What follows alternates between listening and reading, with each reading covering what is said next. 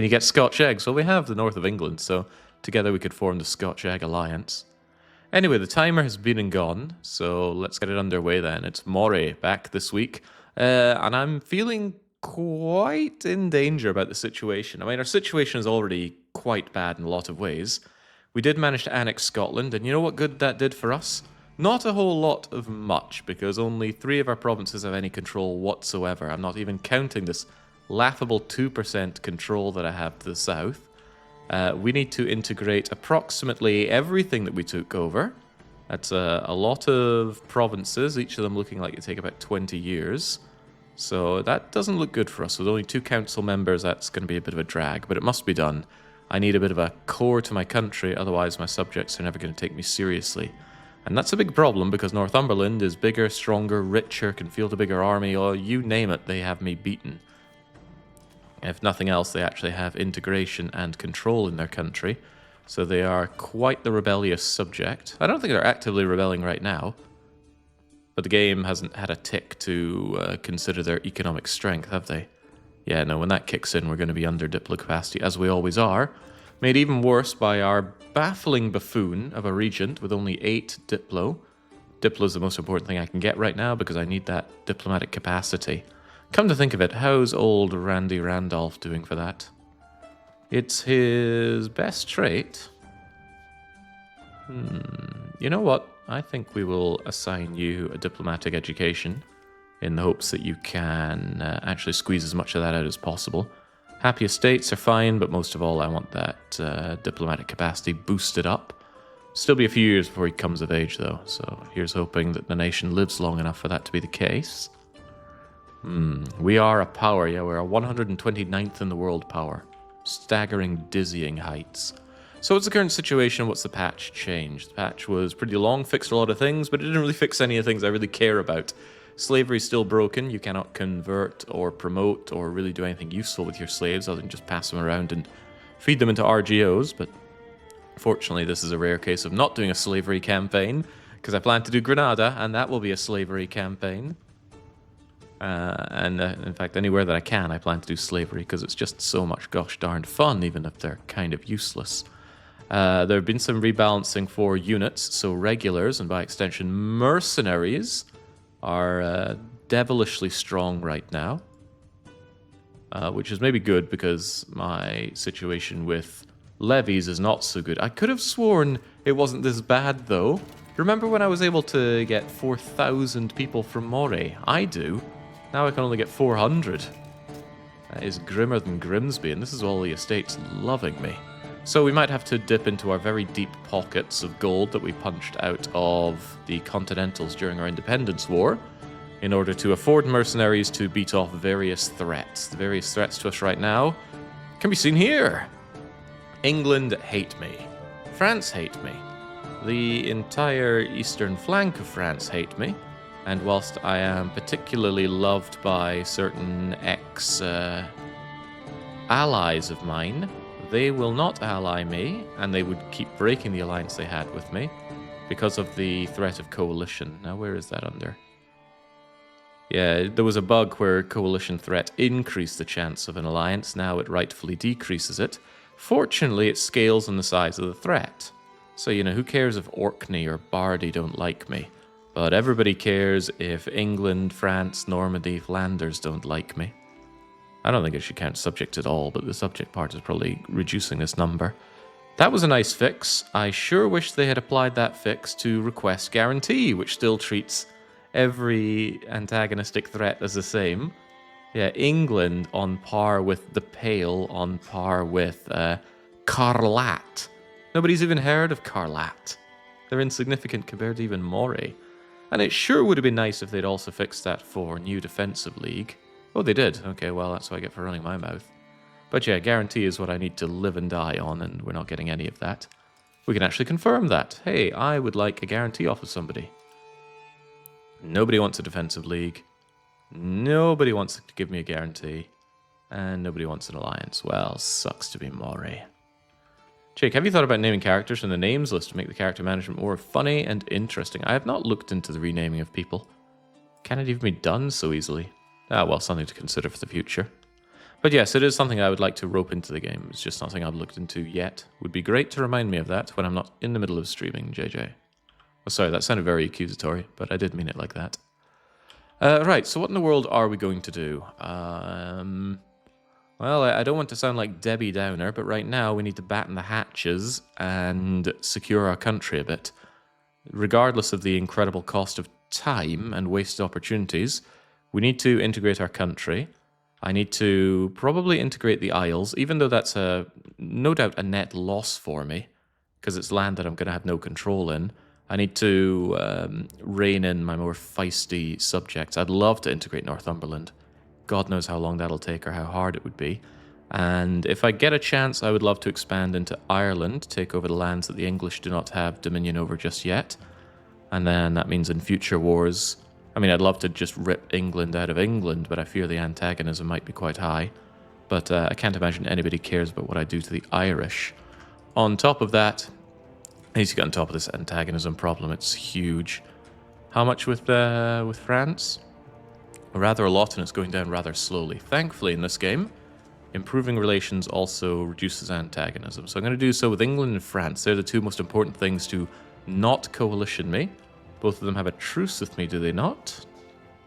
Where the heck is Moray on this list?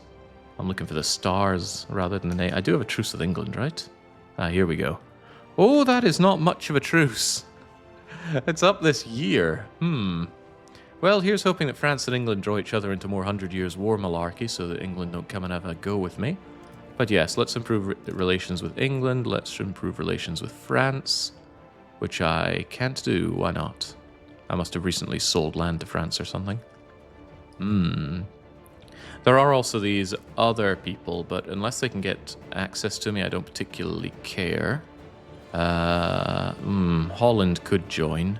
Yeah, see these coastal guys that could get boats to come over and ruin my day? They are a problem.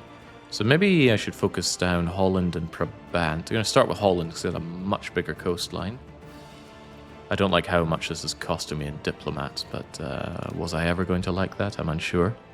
Why did that look like the Scottish flag? Oh, it was the Holland flag, wasn't it? Another babby country right here. Oh, so rich, so populous, so nice coastline. But no, I'm pretty committed to playing all the crappy countries now. I've learned enough that I should be able to handle them. Besides, keeps it fun when there's this ever-present threat.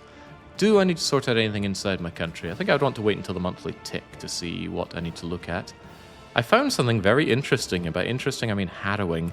See, stability cost. I thought that was suspiciously high. I didn't notice the stability investment cost doubles if you're rich. I just got and lost it. Here we go. If you are wealthy, you get plus 100% cost to stability investment. Insane. And that's not because of money I make, it's because of money I have. So that's unfortunate. Fix your food slider. Okay. Sure do love buying 0 food. I wonder, do we have problems there? I don't think I want to do that. Because food goes down during winter and it goes up during not winter, and there's already plenty stockpiled in each place, so only when places start starving will I care about that.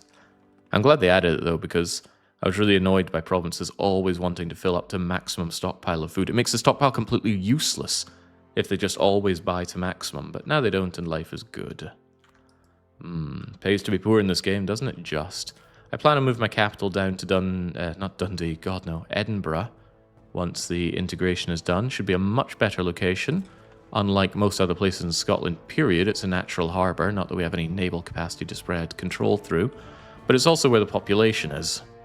Yeah, there we go. So I want to integrate and control these people rather than the snivelling few we have up in and around Inverness. And that's probably where my capital will be for a long time until I can move it down south. I wanted to move it to Portsmouth. I mean, this is assuming that crush England and whatnot. But really, it's hard to justify anywhere other than London. It's just the best province in the UK. And that's not just because it has wonderful farmlands there to boost possible population. And it's not just because it's one of the best natural harbours that there is. It's also because it has this massive sea zone to spread control along here, very quickly even get it up to Scotland. And it has a very, very dense amount of provinces here, which produce food, so you can very happily Get a massive palace economy here with a city in, oh, Windsor, Hainley, Wycombe, St Albans, Barking, Rochester, all around this place. So yeah, England's London area, OP.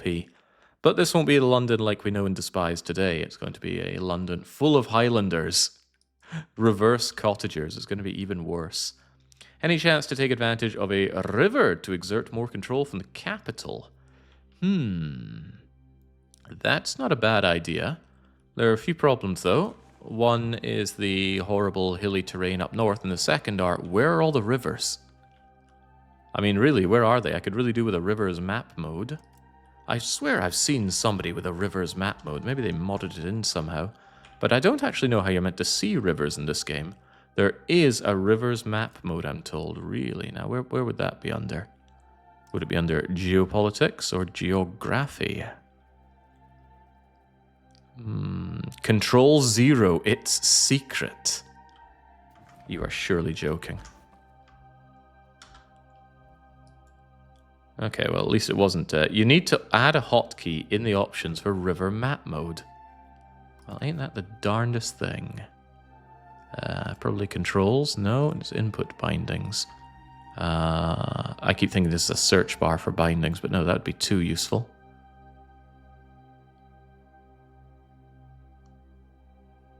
Areas, hemisphere, climate, winter, rivers. Alright, what do we have for rivers? I'll go control 0 then. It's in my head now. Now I'll remember it. Wow, look at all those rivers there aren't in Scotland. Just the dry state I remember. Oh wow, that is not a good map mode. This doesn't tell me anything about flow, direction, province to province connection. Ooh, that is bad. Really, really bad.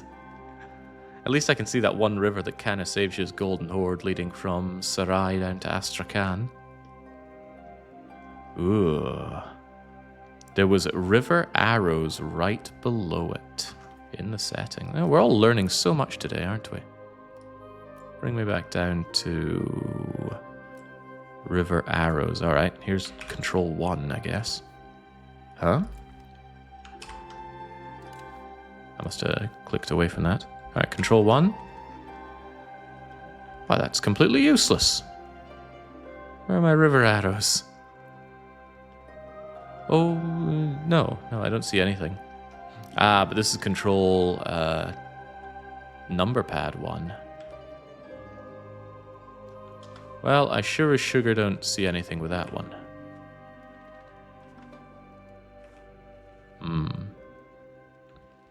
Nothing to do with rivers, for whatever reason. Okay, well, the more we learn, which is not much.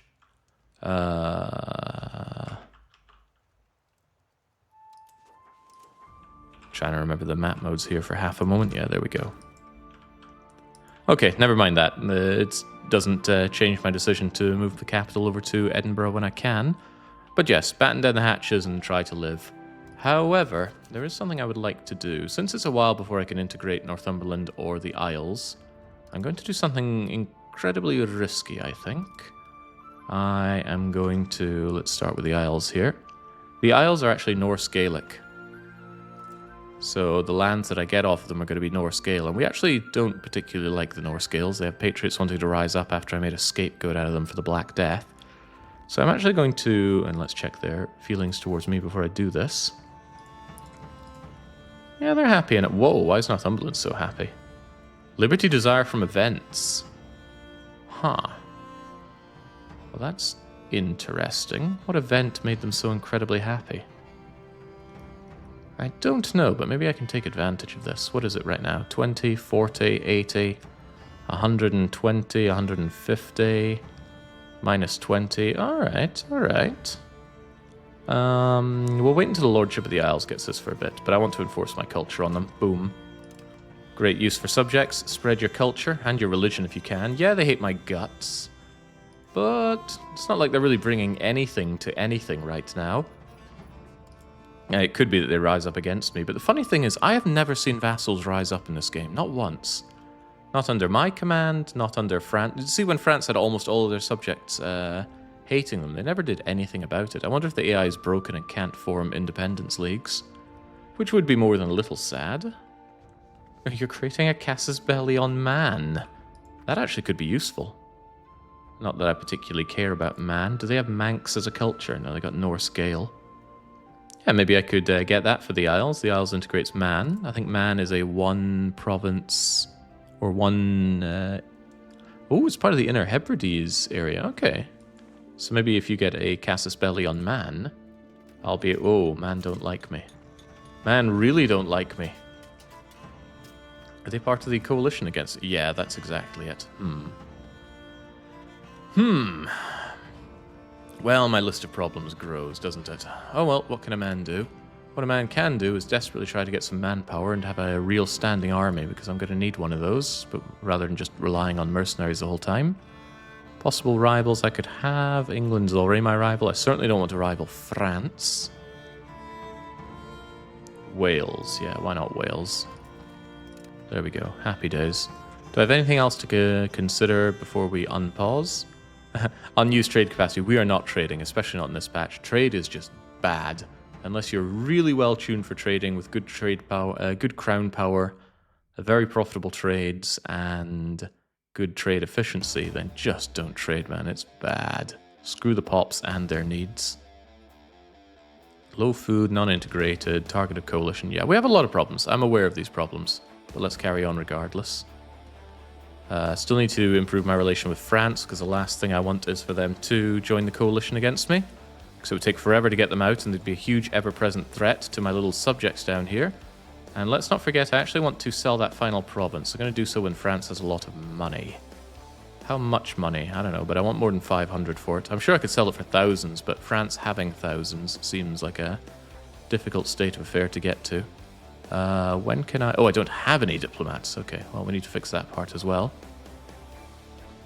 The 1.06 reverted the train changes. What version am I on? I am on 1.0.6. Okay. Well, I still don't think you should trade, because even regardless of the trade change that they made, it increased... Oh, crap. Oh, crap, oh, crap.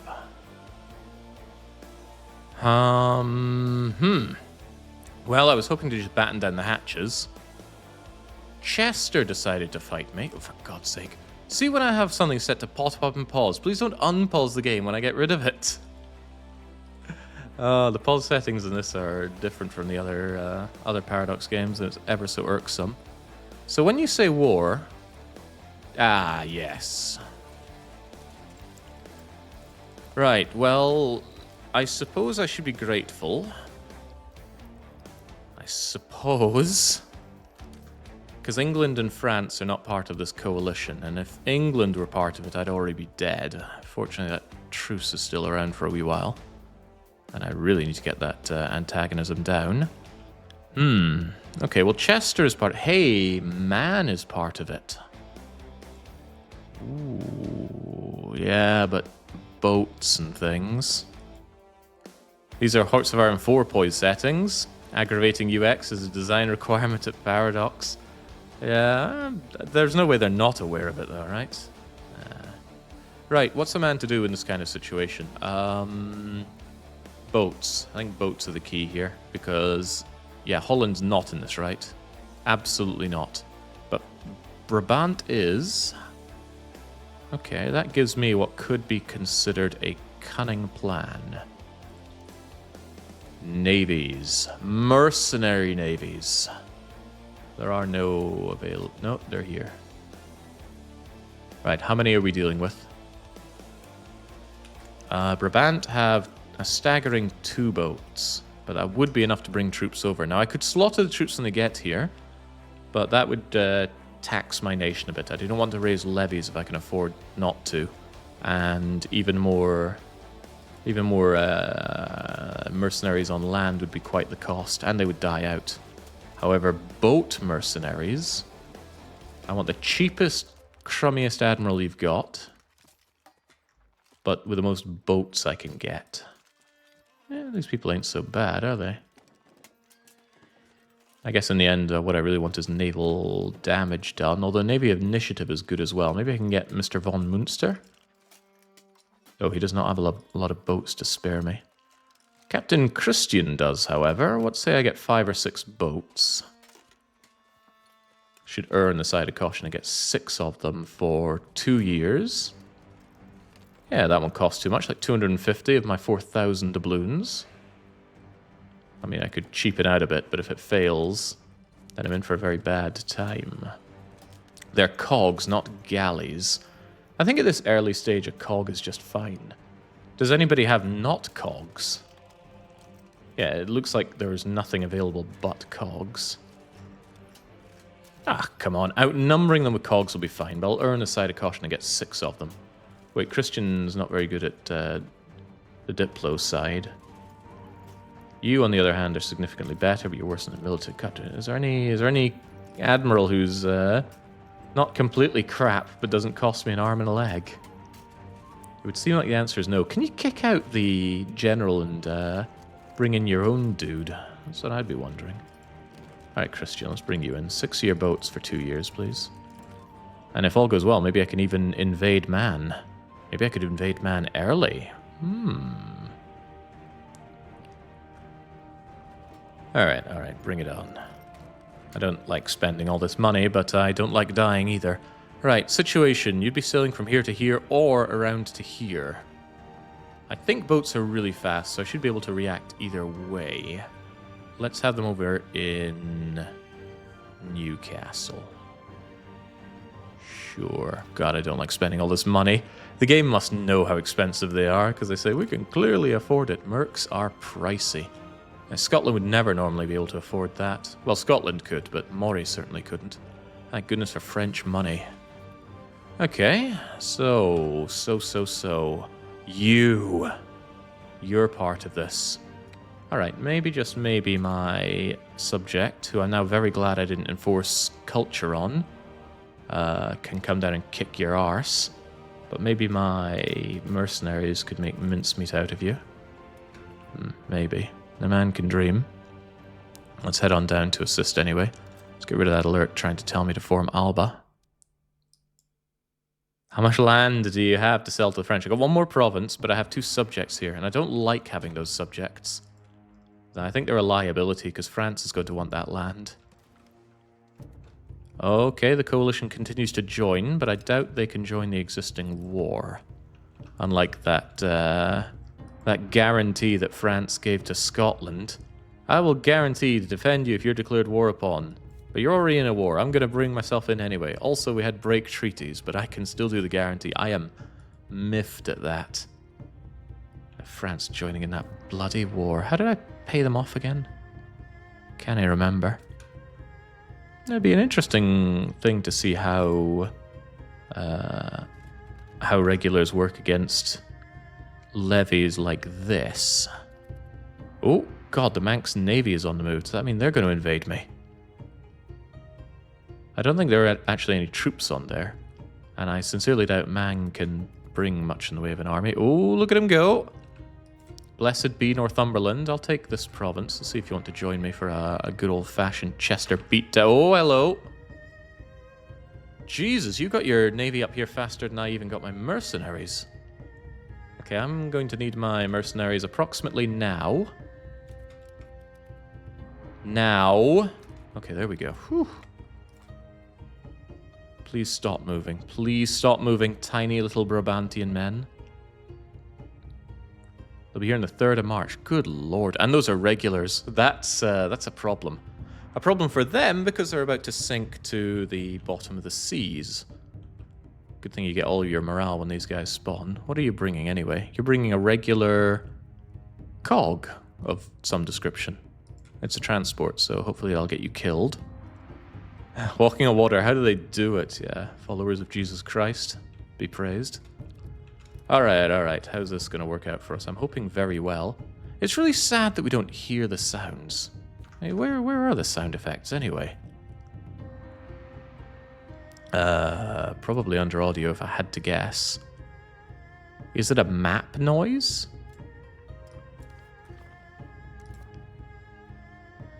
I don't hear anything. The audio in this game is so very screwy. I turn off map because I don't like hearing the noise of going in and out when zooming in and out of the map. I don't know, I guess we just have to imagine the sound. Unless it... Oh, I bet it's an interface sound.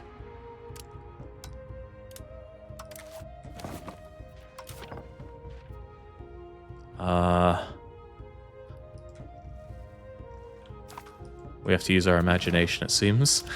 I don't know what sound it's meant to be. You know, armies and navies are maxed out. You think that would be what it is, but oh well. Ah. Well, there are bigger issues to be fixed in the game right now. Yeah, we can't play the song That Time I Had Sex with a Mermaid just because we're killing lots of Dutch people at sea. Alright, carry on, and please dispatch them.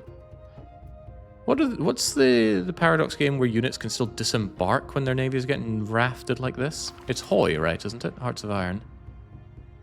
Okay, well he retreats, he keeps his boats, he keeps his men. I'm not happy about that, but I suppose I should be happy that I'm still alive and he is not. Maybe I can go and dispatch the Manx fleet. That would make me feel like the bigger man. Bong. Inefficient minting. Okay, well, it's far from my biggest concern right now. Right, he wants to go and take on the Chester army. And for some reason the game thinks that 2,446 units are not going to make it.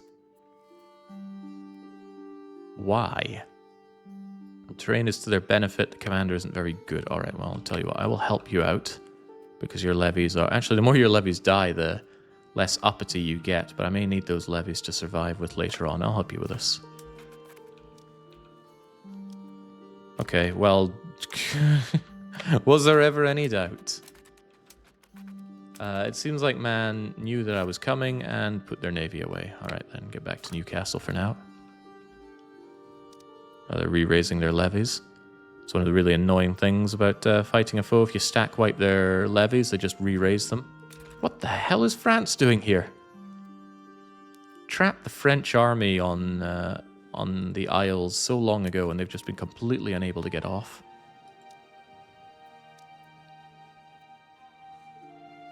Yeah, there we go. I'm bringing them back. Sound effects. They seem to be a victim of digital hex. Okay, I want some more victims right now. Dutch victims. Lots and lots of dead Dutch, please. Only takes a week to disembark. You really have to keep your eyes on the situation. Was it EU4 that you got an alert when somebody's actually unloading troops on you? I think it was.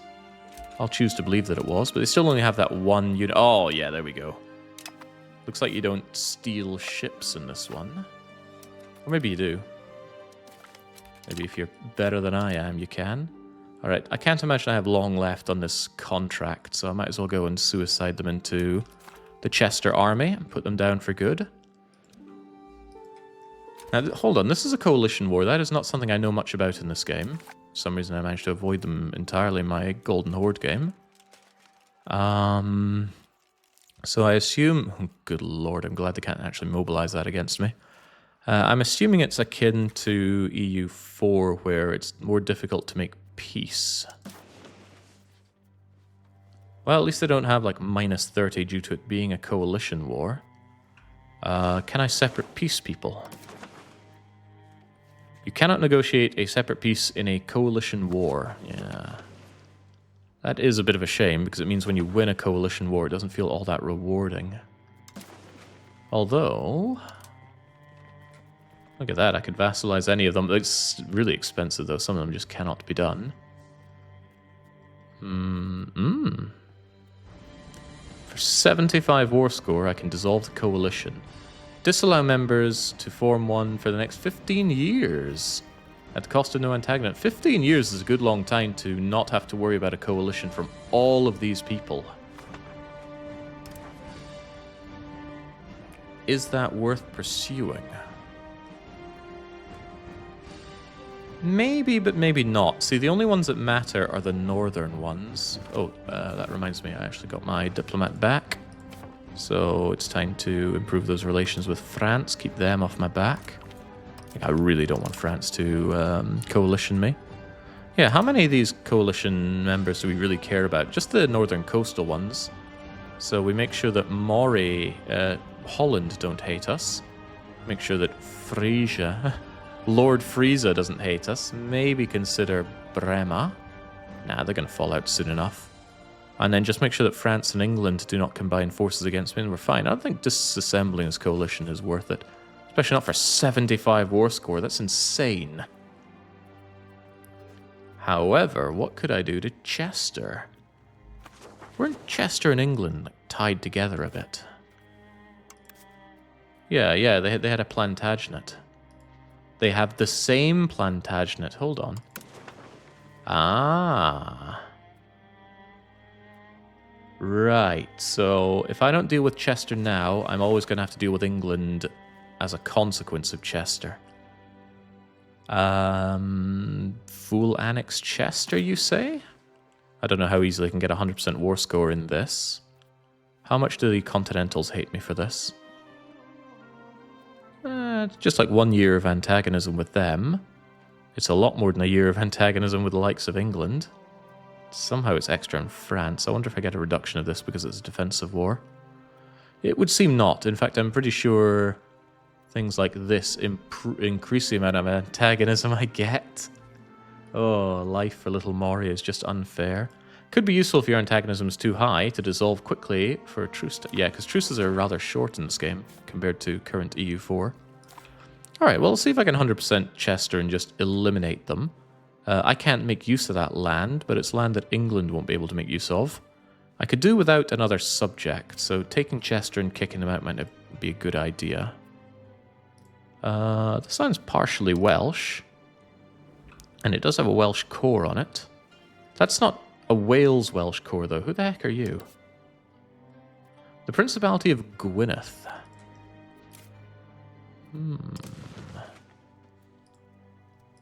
Gwynedd, eh? Alright, I'm sold.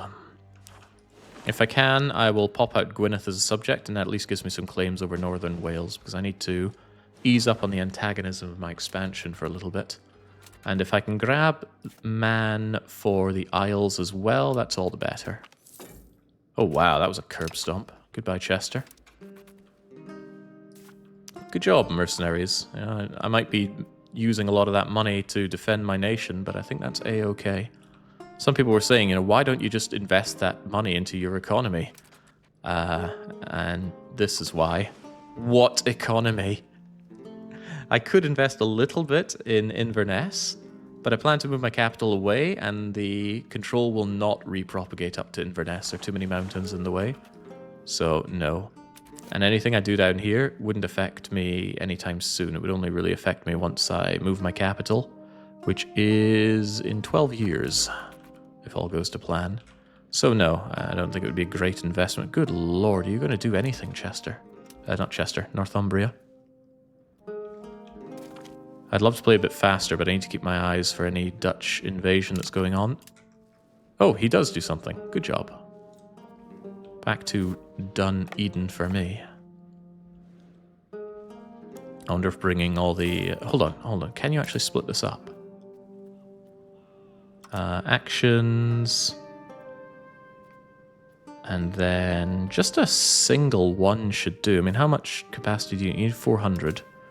That says 1500. So maybe if I just split you in half, and I take this half over to here, we can lead an invasion of Man. As long as my mercenaries are still working for me for a little bit longer. Could work. Would it be worth switching from land to naval? Yes, and I do plan to go as naval as possible. But right now that's not a possibility. I don't have, nor can I afford a navy, and I certainly can't spare a cabinet member for a very long time. If you start playing Byzantium, you get 4 cabinet members. It's just madness.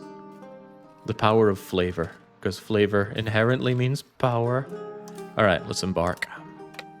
The Mansk must die. And I gotta use these mercenaries before they die on me, or rather they decide they don't want to work here anymore. Request food access from Marasan. Well, sure, but you're my subject. Don't you have that anyway? Quick glance. France have 400 ducats. I modded this to show their money instead of their tax base, because I don't care about a nation's tax base, but I care deeply about their money. Ooh. Yeah, the highest bidder gets the province of Och, which I've been told is Atch, but Who listens? Not this guy. Dejot Pill, potential pole, a lot of secret poles around here, is asking, do you guys find it difficult to transition from EU4 to EU5 when it comes to blobbing? Don't know how to play EU5 properly. There's definitely... Whoa, these guys are tiny. There's definitely a shift in frame. Blobbing for the sake of blobbing, I actually find can hurt you a bit. Because of the way economic base works, you lose out on quite a lot when you have to reinvest so much back into your economy. And yeah, you just get no control. So you got to rethink about how you do it. Tall play is richly rewarded. So I have just about every negative malus you can think of here. Topography penalty, sea landing penalty. I'm outnumbered. I'm outflanked. But they're using levies and I'm using regulars. So can't help but notice that they are losing men and I am not. Not that I'm killing many of them, mind you. Wonder if I will win. I'll probably just morale out, actually. Well, there is an attempt going on here. Some of my guys are dying regardless, though. Can't watch it the whole time. I need to keep an eye out for any Dutch. They could be anywhere.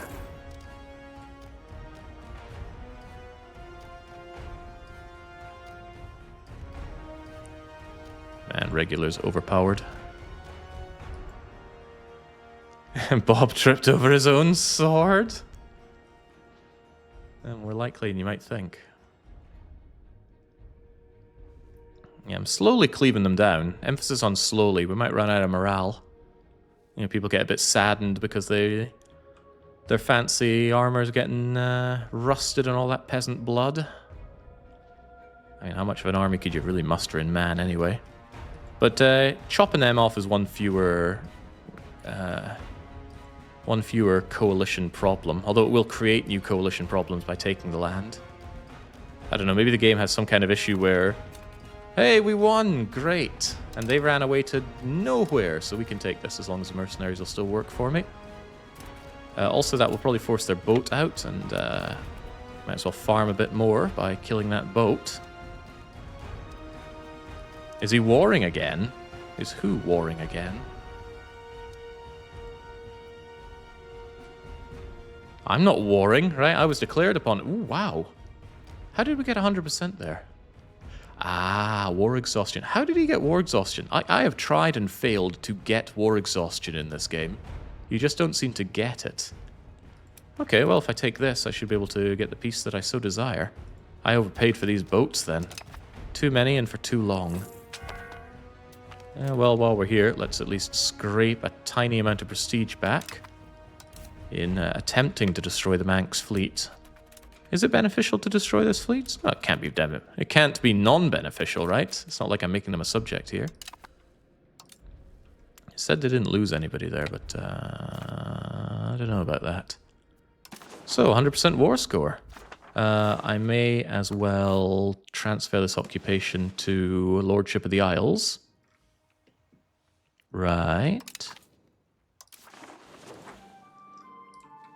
And then when I make my peace, this goes to the Lordship of the Isles. It does not appear to go to the Lordship of the Isles. Why? Why not? What if I take it back for good old Moray? Why can't I take it anyway? Don't you give me that invalid target. Oh, I'm about to be very, very sad if it turns out that you cannot actually annex a province in a coalition war. It is a bug, says Pufo, and it is reported. And is the bug you cannot take someone else's land in a coalition war? I'm sad now. Hey, what's this land down here? Kidwelly.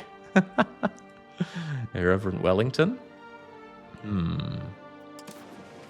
Yes, it is. Okay, well that super sucks. Am I willing to have them as a subject? Not really. Ugh. Big ugh. Oh man, what do I do? What do I do? Well, I think I do want to wipe Chester off the map. I'll take their money while I'm at it. Man, I can't do diddly in this. Liberate the Wales area. What? What does that even mean?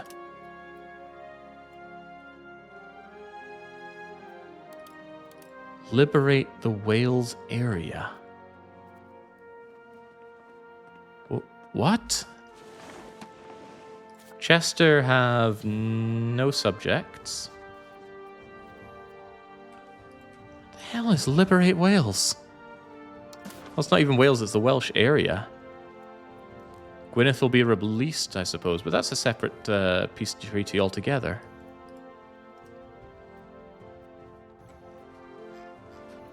Where's that? Shut down the Hanseatic contour. No, I don't think I care much about that. Also, it costs antagonism. Good lord, no. Ah, there we go, there we go. So yeah, it releases Gwynedd, which I'm not interested in doing. I want to take and release Gwynedd myself, despite the obvious problems that's going to have with my lack of diplomatic capacity. You also consider moving your capital somewhere around Clay. Gives you much more access to rivers and farmland around your capital. No, I think it needs to be Edinburgh for now. I want to move my capital further down south once I integrate Northumberland, but I think I keep it in Edinburgh until I hold London myself. This is really, really disappointing. I absolutely wanted to take Man. I can take Man as a vassal, but that just exacerbates things. I wonder how much antagonism it is. It's a tiny bit.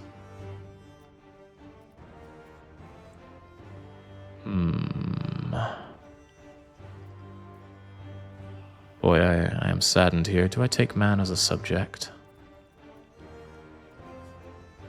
Almost 70 war score to vassal. Wait, what? What? Why? Man becomes a vassal. Plus 150% because the war goal is to take my capital. Why does that make any sense? I just want the bleeding province. Oh, jeez. Okay, well, this is busted and not in my favor. I won this war fair and square. I had to pay to win as well. And I suppose that's what makes it fair. Alright, well, I'm deeply saddened, but I'm not taking them as a subject. Sounds like a lot of heartache. Does the Castle's Belly add cost for taking land? Unsure where I would see that. Here we go. Aha. Oh, right. Conquer and subjugate cost for defender is increased. Why? Surely if you're beating back a coalition, you should be able to destroy them. Oh, well. Such is how it is. Right, well, we just take this then. I take your money, I take your land. That's pretty good because it strips power away from England, who is my main thing that I need to strip power away from right now. And we carry on. Max money war reps? No, I just want Chester to not exist. Alright, there we go. You guys need to get out of here. Get you back onto land, fair and square. And yeah, subjects unhappy. Well, too bad, we're making even more subjects. Create a historical subject of Gwynedd. Will be a vassal. And then Gwynedd will also be told to be my culture. Oh, they're not going to do that because they hate my guts. Do they really hate my guts? Yay, coalition disbanded. Put them in their place. Why do you hate my guts so much, Gwynedd? It's not that bad being my subject. Well, until I tell you that you all have to wear kilts and eat haggis and toss cabers, then you seem to have a problem with it. Which I don't mind. Oh, see, there we go. Now they've seen the funny side. I guess they just need to update some value. Maybe diplomatic spending. Anyway, let's just get this out of the way. Enforce my culture. Boom. Because, I mean, what do I care if these two little nobodies hate me? Even if they try to rebel, I'll smack them down. But what is important is spreading my disgusting culture. Somebody was asking this earlier, you know, you look pretty good, right? You look like you're essentially Scotland. Why is culture so bad? Well, our culture is really small and weak and irrelevant. And that makes it even harder to integrate other cultures, makes it harder to expand and core and dominate. Compare that to being Mongolian, when we managed to spread a lot of Mongol love in the Golden Horde, forcing other people to speak our languages and adopt our culture. Made it a lot easier for us to expand and exert our influence. Scotland's the World Cup, Wales isn't. Who really has a superior culture? Well, there's the thing, we're not Scotland, we're Moray. And we're not Scots, we're Highlanders. In fact, I think we are eating up the Scots as we speak. Well, I mean, not around here, we've got no control. Wow, not around many places. Not even in Banff. Okay, well, in my glorious capital, we're consuming the Scots and the English. Where'd all these English come from? Maybe I got an event to have them migrate over here. Franconian. Aberdeen's becoming very, very old and decrepit. Wouldn't it be better to hold off on changing the culture until they get cores on Wales? No, I want to do it now when they're small and weak. The way I see it, it's better to do that as early as possible unless you immediately need them for something. Because the minus 100 liberty, or plus 100 liberty desire they get. No, it's minus 100 loyalty. The minus 100 loyalty you get is going to tick away over the course of 20 years, and I'd rather it was during the 20 years that I cannot integrate them. Ooh, people want to... Oh, it's Gwyneth. Gwyneth want to marry me. That doesn't seem like a very prestigious marriage. And who is Lady Maud? Well, I suppose anything to give me prestige, which I severely lack right now, so sure, we can have a marriage. Also improves our relations. Hey, makes them slightly less unhappy? That's just an opinion thing. I thought maybe it would be a special royal marriage boost. Right, do I change Northumberland here and now? They're going to hate me for a long, long time. I just hope they don't rise up. I'd have a hard time beating them. But yeah, as soon as I have a free diplomat, I'm going to convert Northumberland. And then we continue to batten down the hatches, make our cores. Ooh. Portugal and Castile want to have Highland culture more positive. Now, this is phrased like it's something bad to deny, but surely a stronger connection between the two of us has got to be good. I'm still a massive target of a coalition, so these people would never dream of being my friend. See that issue where my allies kept breaking alliance? That was supposedly fixed in one of these hotfixes. And yes, it was because they saw their increased diplomatic costs of the alliance and decided to break it off because of that. Very sad. But not much I can do about it. Have you hotkeyed your map modes? Or how have you hotkeyed your map modes? Control Q, Control W, and that's all I use. The rest of them I'll click on. I'm not a big hotkey user. I mean, I don't even make control groups for my armies. Hey, there we go. What do you mean none? Yeah, I know my subjects hate me. That's the point. Doesn't matter if they hate me, as long as they convert their lands. I don't know if I can tell if they do convert their lands, actually. Because I would sure like to integrate some Highlanders and not some Norse Gaels. Hey, there we go, there we go. Gwyneth is immediately assimilating pops, so they're turning the English and the Welsh into Highlanders. Life is good. Unless you're my budget, because my budget is bad. Very bad. Oh, well. Right, so. I need to stop declaring no CB wars, because it further antagonizes people. Once the antagonism of Holland is below 50... They shouldn't be eligible to join a coalition, and there is no coalition right now, which is wonderful. There's a temptation to stab England in the arse when they're at war with France, but I think that's much too risky to do right now. I need to build up my strength, although England build up their strength probably more rapidly than I do. Wales is consolidating, the Pale is consolidating, which I probably need to take a parliament-voted expansion into Ireland and start absorbing them. They're tribal though, aren't they? Yeah, tribals are easier to manage diplomatically. Oh, good lord. Got to do something about that Northumberland. Please, Randolph, get some Diplo so I can manage these people. How do you get all 4k ducats? Peace deals? Yeah. Early on, we had a lot of fighting going on in the continent. I took land and sold it back. I could have made a lot more money than this, but... Oh, speaking of money. France still only have 400 ducats dues. Gonna keep a lazy eye on them, see if they get a good amount, like 700 or 1,000, and then sell the final continental province to them. It's better than losing it in a war. I'd rather make money than not, even if it makes France stronger. That's a future Moray problem, not a current Moray problem. Yeah. I don't trade. Trade would actually make me a big loss in money. I need to spend maximum on Diplo, though. I don't know why I'm spending on my fort. It does push me towards defensive, and I like defensive, but I like saving money as well. Those stability costs are outrageous.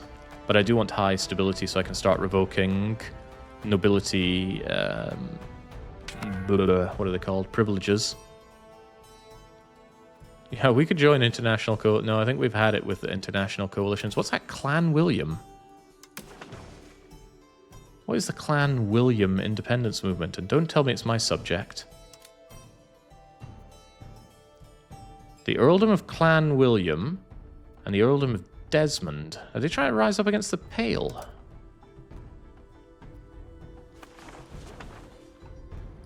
That would be cool, but would England be called into that war? Well, I wish you all the best. Oh yeah, there we go. All of the Pale subjects are wanting to revolt. Okay, well that answers the question about whether they ever do attempt to make organizations against their overlord. But I actually hope you rise up and throw off the Pale. That'll weaken England and give me some nice, easy things to chew on when I go over to Ireland. Ooh, generous merchants.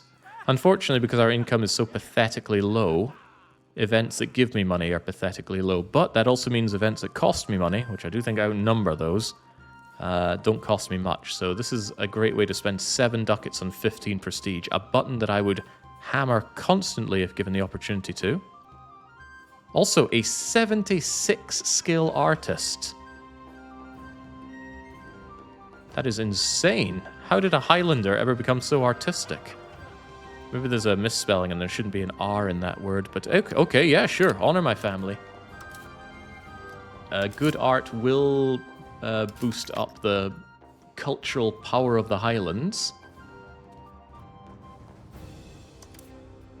Commission art with this guy for only $39 dues? I could ennoble you as well, but no. For the love of God, make good art for Highlands. This could be magnificent for my culture. And yeah, this cost would, let's see, base cost and inflation, and this is scaled. Also massively multiplied by his skill, but yeah, I want this guy to constantly make art for me. Why not just do trades that don't get money but lower cost in the market then? Yeah, I could. I think they fixed the thing where trading at a loss makes you money. All right, just spending the prestige I got in that event to hire you, but I hope you live long and make me good art. Oh, it even costs less. That's good. It costs less to buy the good. I do not have an economy, is the point. What few economical buildings I have are over in Edinburgh, where I have 0 control, so I don't make money on it anyway. So no, we just don't have an economy. Almost all the money we get... Let's see, income of 3.6. I tax my burghers, I tax my commoners, and we get some diplomacy money. We won't have an economy until we actually integrate some of our garbage land. And I cannot emphasize how garbage my land is right now. People look at this and go, oh, you have plenty of land, right? No, we really don't. We have no control, no income, no crown power, no nothing out of it. Things will slowly improve when I integrate Edinburgh, move my capital, and integrate the place around Edinburgh. But that is a slow and painful process. Until then, we're kind of living off of money that we suckle out of Northumberland. Ugh. Yeah, playing as a super miner is just awful. We didn't even start with our full province, by the way. Uchaden? Don't think I've been there. Been to the Black Isles, though. I was around here. Yeah, pretty awful. You start at such a leg down. This is really like playing the Horde all over again. Raiders from the Wasteland, beating money out of others. Would it make sense to move capital to Edinburgh? Yes, that's what we're trying to do, but you have to have a core on the province first. Integration is halfway through, expected to take another 12 years. The demographics are mostly Scots and Highlanders, but we accept the Scottish, and accepted is good enough for capital movement. The Scots will slowly be digested into Highland culture, but they won't be a priority. Now, there is an issue in the game where even if you force your culture on a subject... wait, wasn't I meant to do that with Northumberland, and I didn't do it yet? This is risky, like really, really risky. They're going to hate me for a long time. In fact, it might not be worth considering doing right now, just because of how painful a rebellion from them would be. Conversely, I have a lot of antagonism to take care of, don't I? But that stuff's ticking away. We've almost got Holland down to acceptable levels. We're working on France, we're working on England. The earlier I do it on Northumberland, the better. The issue is that subjects can just flip their culture back, and that's incredibly frustrating. You pay 100 Liberty Desire, and they just go, yeah, nah, I'm gonna be my old culture. I think that should be blocked for subjects, but I don't make the rules.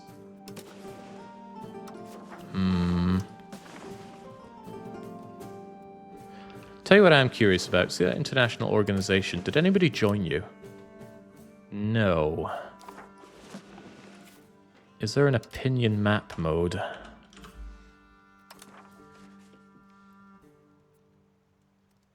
I don't want to see your opinion of me. I want to see your opinion of Northumberland.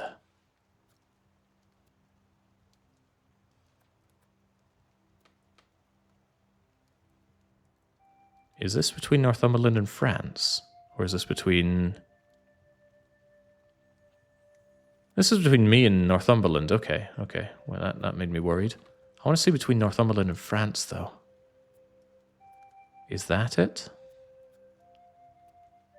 Oh, that's a French opinion of... Yeah, I want to know if there's any chance that somebody would like Northumberland enough to join an independence movement for them. But the tooltip here is not giving me the information I need. And maybe the colouring can work for me, right? I can tell all the people hate me. But maybe this will show how much they feel about you. God, that really doesn't tell me anything, does it? Screw it, I said we bite the bullet. Hey, Northumberland, you are Highlander now. They're going to hate me. Hate me for a very, very long time. Ah! Oh, that is incredibly bad. Because if England join it, France could join it, and there is nothing I could do against England and France wanting me dead. So what I really need is for England to resume the 100 Years' War with France. I mean, he seems kind of low in his army. England, what's going on with you? 18,000 levies are available, but he has no regulars. I think I could defeat England with a lot of mercenaries. The problem, as we've ascertained, is that if I get Coalition Ward, I really can't do anything against them in the peace deal, because it's plus 150% cost for taking anything. Which is just freaking brutal, man.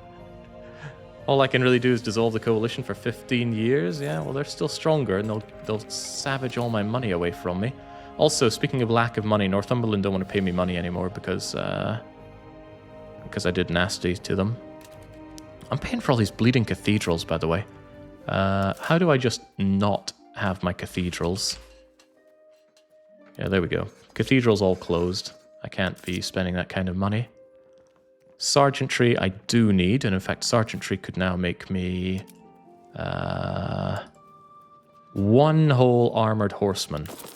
What a start.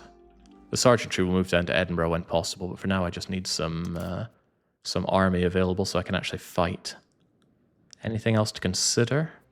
Yeah, the mercenaries are a cost. It's those bleeding buccaneers. I have 5 wharfs now in Edinburgh. Frankly, I think the wharves can go. They're not making me any sailors. So yeah, this is what I mean. Like, I don't really have an economy, and I can't afford to have an economy. I never know how to spell wharf, do I? There we go. Close down all the wharves. We don't need them. What else do we spend money on that we don't need? Peel Tower, temples, monasteries, granaries, marketplace. Truly, I don't need the marketplaces either. But there's a limit to how much I'm willing to shut down. There is an idea to expand the RGOs in preparation for moving my capital down here.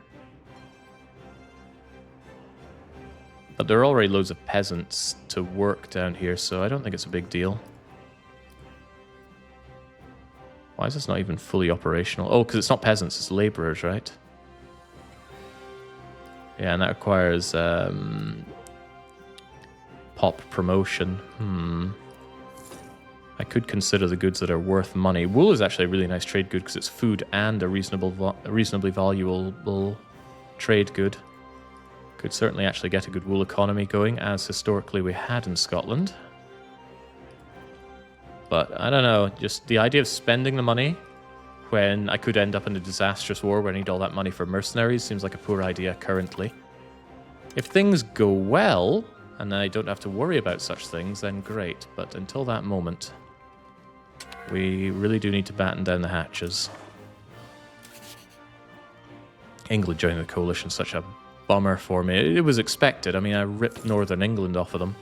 But as long as France is a potential joiner of that coalition as well, life is bad.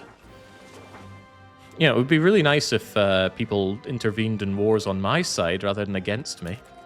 Against me was kind of horrible. It'd also be really nice if France could save up some bleeding money and buy this final province off of me. Of course, a Highlander would say sheep's good. It's warm for those cold, cold nights, you see. You talk about the wool economy, but what of the wood economy? I think we can set up plenty of lumber mills, but I don't think lumber is all that common as a trade good up here, right?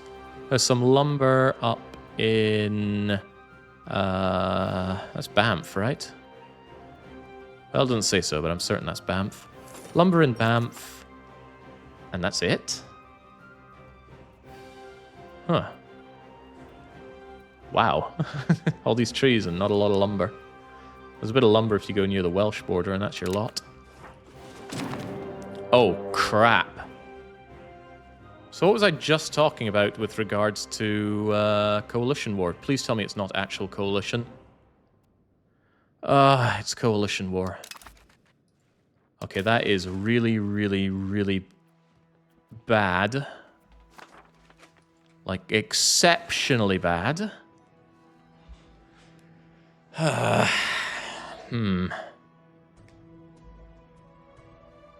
Yeah, that really did not take long. There was a change that made the AI more keen on pulling the trigger during a coalition war. But you say coalition, it's just you, isn't it, England? Well, you and that one Irish guy. Yeah, a lot of these are your Irish subjects. Ah, damn, that coalition means even if I win, I'm not really getting anything out of this. Was that true, though? Conquer and subjugate costs are up, but surely the releasing cost is not up. Oh my god. Release the Pale for 191 war score. Release Wales for 143 war score. The maximum war score is 100. So these are impossible. Taking land off of England, enormously expensive. Hey, is it really that enormously expensive? I mean, I know it is boosted by a ton. And this is assuming I'm winning, which I'm totally not. But yeah, these provinces look muckily... Yeah, there we go. 150% boost on the province taking. Ugh. Alright, before we start killing me, what is it you're after? He wants me to give up Northumberland. I already paid a lot of antagonism for Northumberland, and we've learned that giving up land in a peace deal does not actually reduce your antagonism, so it just hurts. And unsurprisingly, you're not happy to get out of here just for money. You don't care about land. Oh! He would be okay with money, humiliation, and war reparations. Now I barely have any war reparations to give. So I'm actually surprisingly okay with that, because the alternative is I do think I could win this war, but at a grievous cost to my treasury, far more than paying him war reparations. Is there a ship to Northern Ireland? No, absolutely not. Yeah, this is a case of eat your humble pie. England will die in due time, but I cannot afford... Well, I can't afford to give up Northumberland. I'd just be sitting here waiting to die to England, because then they would eat Northumberland and life would be bad. And any further expansion would cause me ungodly antagonism. Release a French subject? No, sadly you cannot release union partners. I would like to get rid of them. Better believe me, I would like to. But there's no option. There's just Chester, Galloway, Alba, or for subject treaties, Gwynedd, Isles, and Northumberland. But yeah, you are not getting Northumberland. But yeah, better that I do this now rather than they kick my arse around a little bit and then start thinking that they could have a whole lot more. So I am willing to eat my humble pie. I'm not happy about it. Like, I'm really unhappy that England did this, but it makes sense that they did it. So I should admire their audacity. By the way, can I keep some of that money? You know, you're being a bit of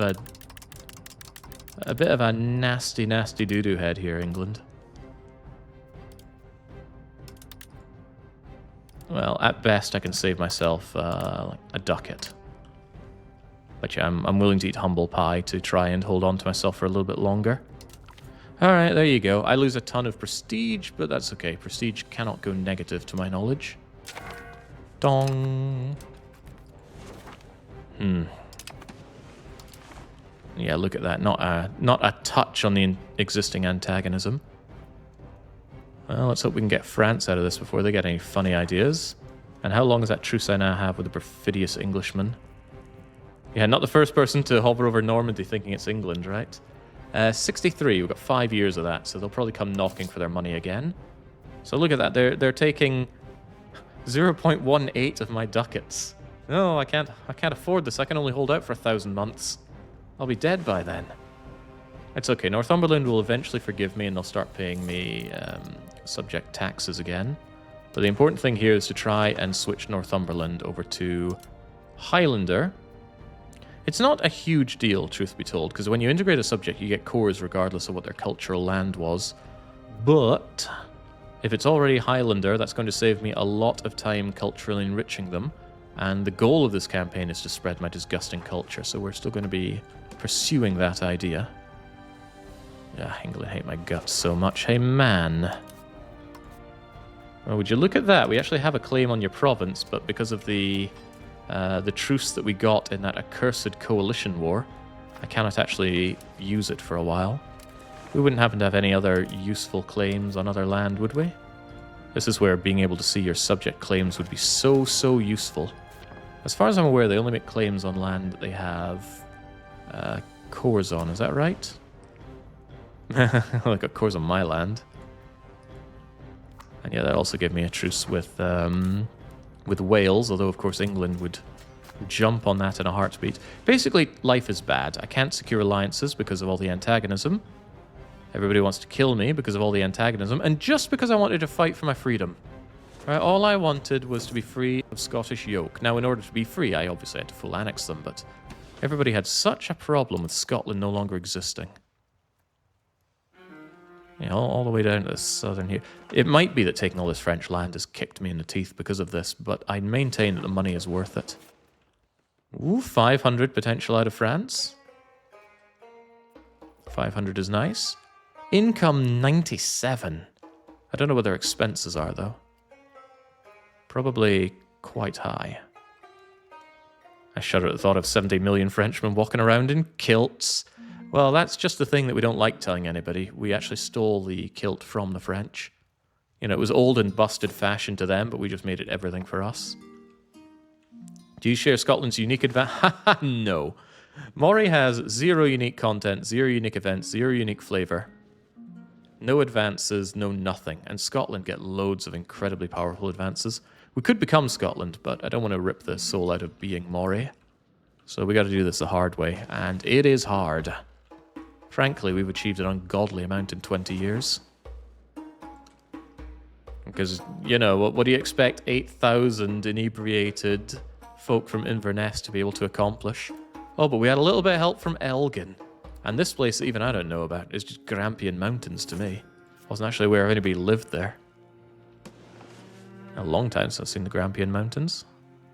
I'm not homesick. And there's no but there. I'm just not homesick. Yeah, I saw that in the monthly tick for France. I am keeping an eye on the amount of dosh that they have because I am very, very tempted to sell my province. I should probably do it before the truce runs out. Their truce with me... Actually, we have until 62, so that's pretty nice. But yes, I fully intend on parting with this for as much French dosh as I can get. The troubling thing... Well, I'd happily give it up for Aragonese dosh. You know, if Aragon wanted my Manola, that'd be even better. On a whim, I decided to check if Aragon wanted any of this land through claims. It turns out they have a claim on my subject land. That's... oh, they got that out of their parliament as well. So, Aragon could be a problem. Add it to my extensive list of problems. I have a few of them. Brabant still hate my guts. Should I prevent them from being able to coalition me? They're not a subject of France, are they? I actually lose track of where the edge of France... Yeah, man. France is so bloody strong. Like, they're far, far too strong in this game. When do you ever see the rise of Burgundy? That's not even Burgundy, that's Franche-Comté. Here's our main man, Burgundy. Right, I'm just contemplating improving relations with Brabant to get them out of the coalition. I cannot have... strong naval nations as part of the coalition against me. Brema's almost out naturally, but Lord Friesa and Brabant need to have something done about them. It's just that diplomats are a rare and valuable resource. Alright, let's get Brabant out. They were clearly keen on actually invading me. And how about Lord Friesa? I could stop improving relations with the Dutch, but I want to make sure Holland are out for good, because they've got such an incredible coastline. How about Denmark? I think Denmark care about what I'm up to. Yeah, not a sausage, they don't care. Long may it remain that way. Oh. So not much is happening, but I'm just under so much stress. Well, let's marginally improve matters by continuing to raise our armored horsemen. I think armored horsemen just have a bit more staying power in combat. I have not run the numbers, though. Maybe I should. Why are armored horsemen better? The battle statistics seem the same except for lower initiative.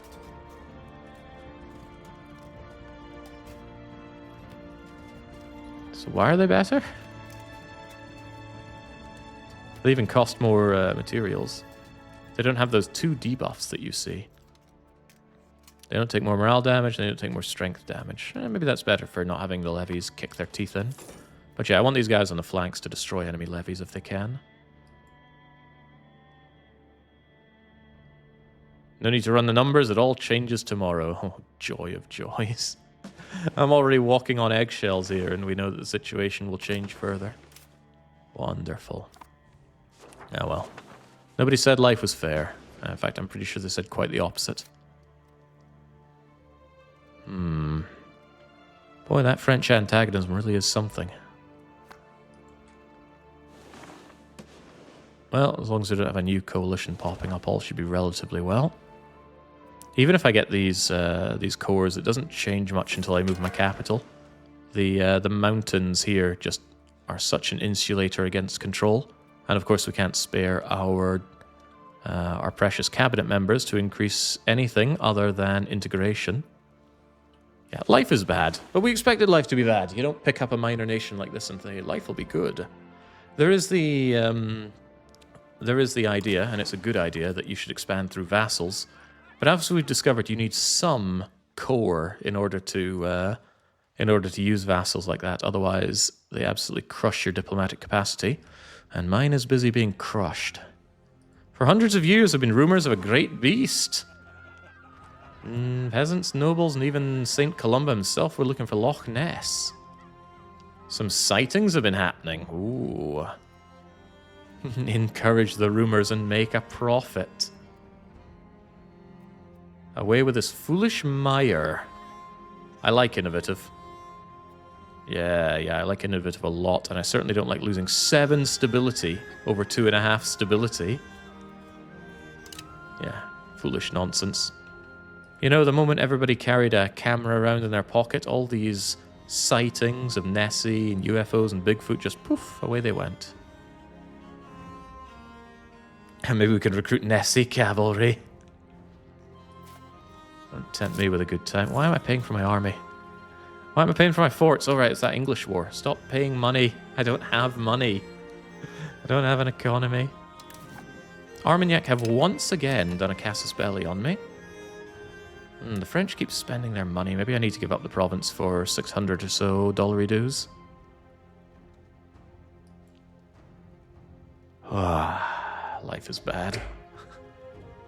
And I was ignoring or forgetting the fact that we have... Oh yeah, sure. Let's be good friends with Bohemia. The insurgencies, of course. The English don't like me. The Norse Gaels don't like me. The commoners don't like me. Wait, why do the commoners want to rise up? They love me. At least we're at the state of the game where paying off the estates is practically nothing. Who are these commoners, by the way? There are 20,000 of them.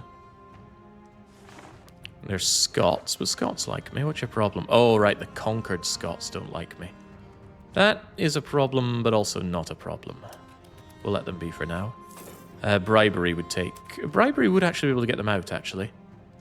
If I really, really don't want this to happen, and I want to pay it off as cheaply as possible, I could, for 3 briberies? 3, maybe 4 briberies. I could get all of those commoners to stop wanting to rise up. They're 1/3 up at 0.12. I'm willing to do so. 1, 2, 3, 4. I mean, they're Scots, right? If there's one thing that'll make a Scot turn around and go home with a smile on his face, it's just a little bit of coin in his purse. It does not matter what principles a Scotsman has. Money will instantly change them.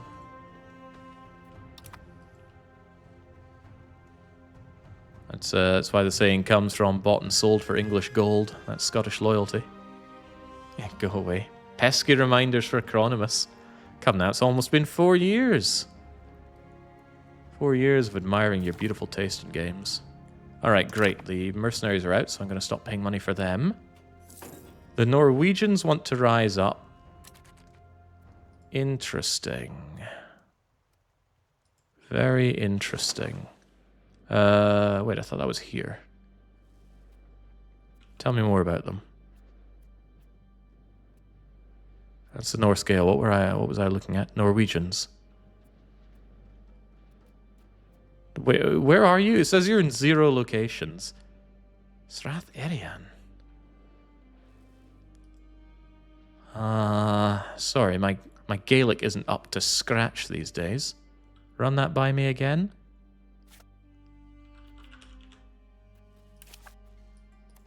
Alright, nobody lives here. Well, I suppose a handful of Norwegians do. Huh. I mean, do I really, really care about what you think? Send in the armored cavalry to make them think something different.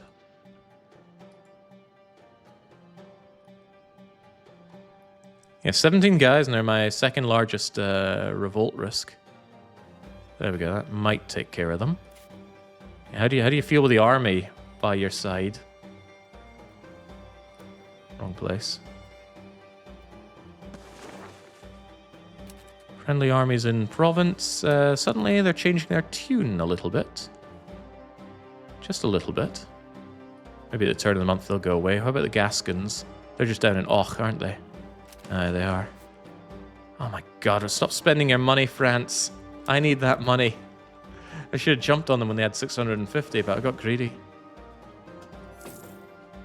There we go. The rebels have died away. The Northumbrians wish to rise up in Lancaster and Preston. Maybe, just maybe, I can do something about that.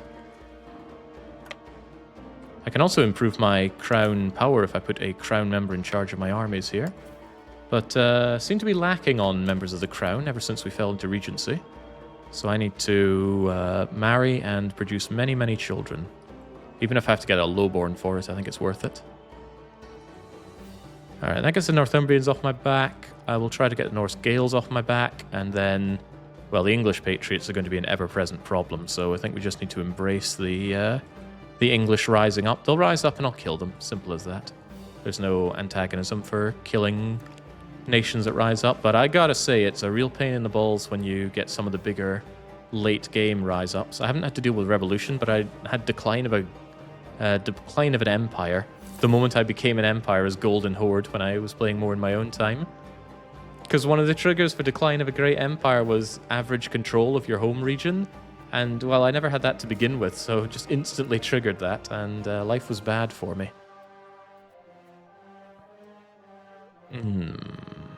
I'm unsure if this will be enough to make everybody see things differently. Yeah, friendly army in province is down a fair bit, but I wonder, does that change if I actually pay for the army? I guess we'll find out at the turn of the month. Didn't you marry recently? I just married off some random courtier. She's probably gone, frankly. Gone to live in somebody else's court. But yeah, with any luck, I'll be able to do something about these disgusting patriots. And there's quite a few of them, though. Still in these two provinces, huh? Yeah, a bit of the problem is that it's all of the Northumbrians are unhappy, right? So I can't just placate the peasants. I also need to placate the single member of the clergy, and also the nobles, which I could do. It's not out of the question. The clergy actually want some real money, but you know what? In the interest of getting everybody off my back, and the fact that it'll never be cheaper, let's do all of them. And then maybe they can do one. Yeah, that might be enough to get them off my back. That would be a +10 for everybody. Yeah, the English are never not going to be a problem, though. And those Norse Gaels are where again? Oh yeah, they're in the Hebrides. Alright, we'll go and take care of them next. I mean, the rise-ups aren't too difficult to deal with, but I'd just rather not deal with them, period. I don't want to raise up my levies. I don't want my levies to die. My population is already pathetic. I need to do the best I can, swallowing up the English. Oh god, 2 of them still want to rise up. Who? Show me who wants to rise up. Nobody does, my lord. Well, show me Mr. Nobody. That's what my dad used to say. Who did this? Who scraped the paint here? Who messed up this? Oh, I don't know. Oh, it was Mr. Nobody again, was it? Mr. Nobody. Well, yes, currently we have Mr. Nobody, the Northumbrian Patriot, wanting to rise up. Mr. and Mrs. Nobody. What the hell are they? Because I could really do without having any of these Patriots whatsoever. Okay, now there's one of them that want to rise up, right? Progress. Maybe if I move my army around, we'll find out which province it is.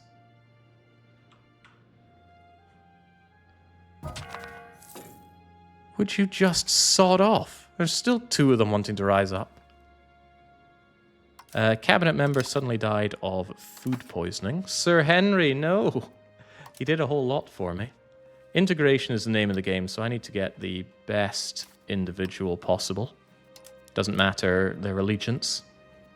And I gotta say, Morimer, you're doing quite good. Just looking at Antrim, he's got other great skills, but he's also older and will die faster. Ruler trait, general trait. Pretty good. Alright, get on that. We need this stuff integrated on the double. If anything, the better guy should be integrating Lothian. So could you just do something else? And then you get on the integration of Lothian. And then you get on the integration... Integration, there we go. Christ, what was he doing? I think it was Perthshire, right? Good, good. That should marginally speed it up. Just like I might marginally deal with these buggers. 2 pops, and it won't even tell me who or where. They are working towards Northumbrian independence. There is already a Northumberland. It's not very independent, but it's there. Maybe they're over here? There are some Northumbrians up in Beerig. Get on that. Otherwise, I just bribe people for absolutely nothing, because I need this to completely go away.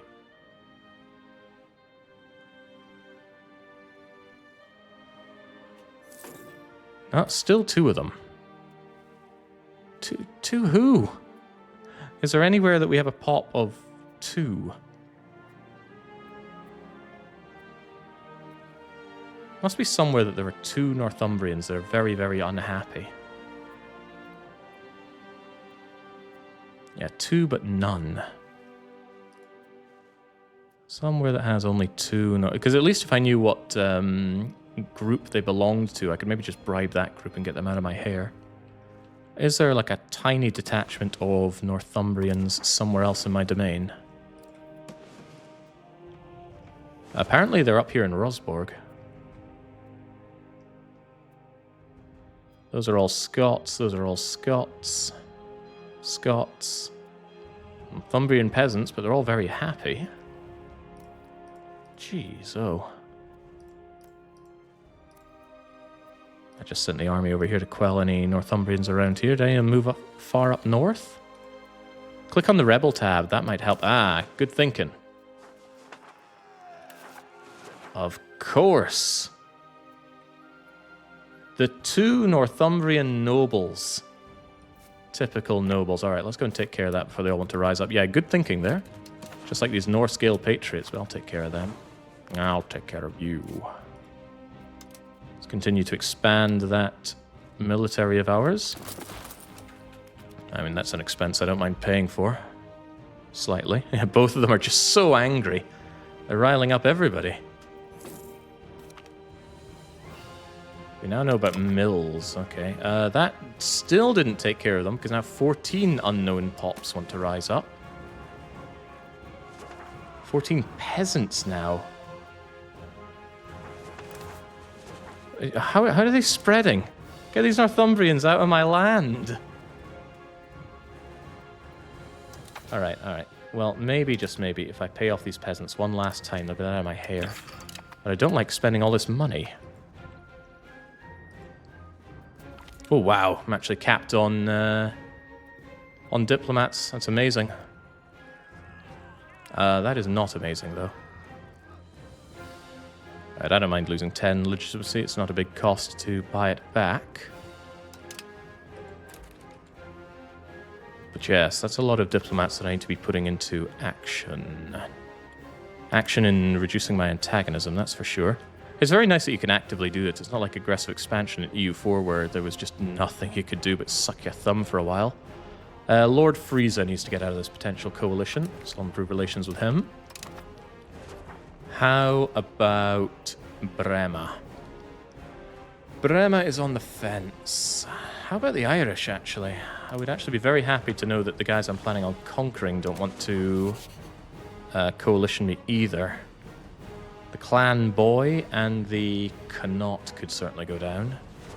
This would make a nice little subject, I think. Do they have any cores? No. But they certainly hate some other people. Yeah, what was this in relation to Clan Boy?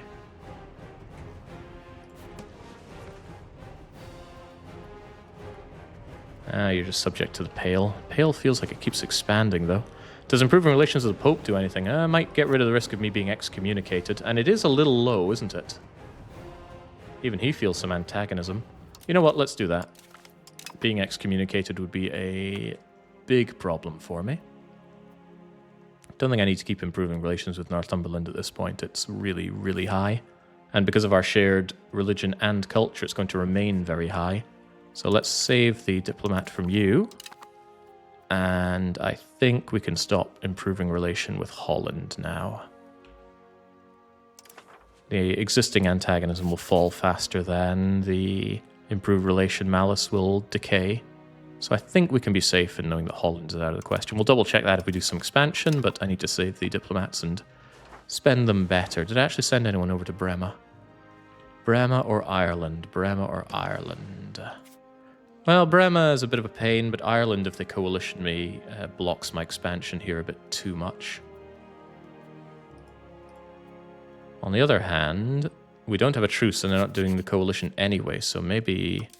How long until Parliament?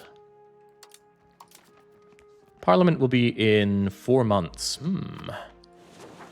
Potentially 4 months until I invade over into Ireland. Alright, then I won't waste my time improving relations with them. In that case, I will get to work with Brema, I dare say. Do I really dare say that? I suppose I will. It's just that diplomats are so rare and precious for me. How I wish I had more. Universal Christianity, not as universal as advertised. And there's that good old too many relations absolutely crippling me as usual. Well, it's not like my subjects are loyal to begin with. Ooh, Northumberland are surprisingly loyal.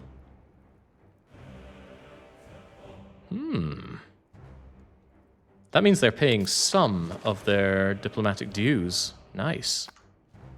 Well, as long as they continue to culturally enrich their lands in the way of Highlander, which they are barely doing right now. Barely isn't not. They are actually doing assimilation. Their own lack of control being a problem, but that notwithstanding, at least they are attempting to do so. The Highlanders are becoming a majority in parts of my subject. Is that my... No, that's my lands.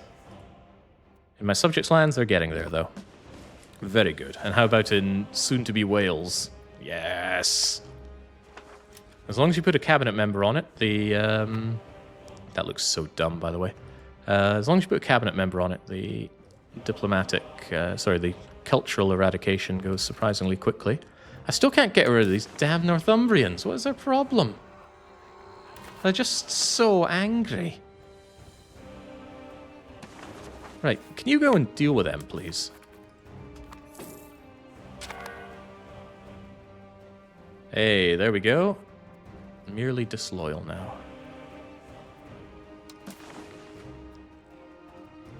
Alright, we'll see if that gets rid of the Northumbrians. It does. Oh, thank God for that. The Gascons... Oh, France, money. God damn it, France. Save up some money. Or Aragon, save up some money. I want your money. How about the Norse Gaels? We can get rid of those in a bunch of places. It's there, and Cuthbert. What a name Cuthbert is. Send some of them off to Cuthberts and some of them off to you. And see if I can get rid of that rebellion. Then I can get back to not paying my units. I don't actually know if paying or not paying your units has any effect on their suppression of rebels. That would be a clever thing to figure out before I hemorrhage all of my money. Because it is going down. It's certainly not going up. That sergeantry isn't free, and neither is this army of mine. Nor is that cost to the court. And let's not start on stability. Where did Scotland go? I ate them. And I ate the mess they made on the floor. They're really not happy in Cuthbert. And that's because they're conquered. Conquered is a big malice. Well, not just conquered. Wait, did they just go away? Not really. But yeah, the people of Cuthbert significantly unhappy with the whole conquering thing. The Norse Gael Catholic tribesmen have the event thing because I made them a scapegoat. So they are undeniably cheesed off. But if they're tribal, then they are really, really trivial to pay off. Unfortunately, they're already as paid off as they can be. Could I maybe march more of my army down there? Ooh, Parliament time. Right. Now, my whole intention of Parliament is to actually secure a casus belli on the Irish. Just want to make sure I don't have a truce with the Irish. Absolutely not. Yeah, it's time to go into Ireland. That does mean even more subjects. And yeah, that is a problem. But if I can get you... It would be nice to get somebody that has some allies so that I could chew up more of them. You've got a royal marriage and you sport an heir.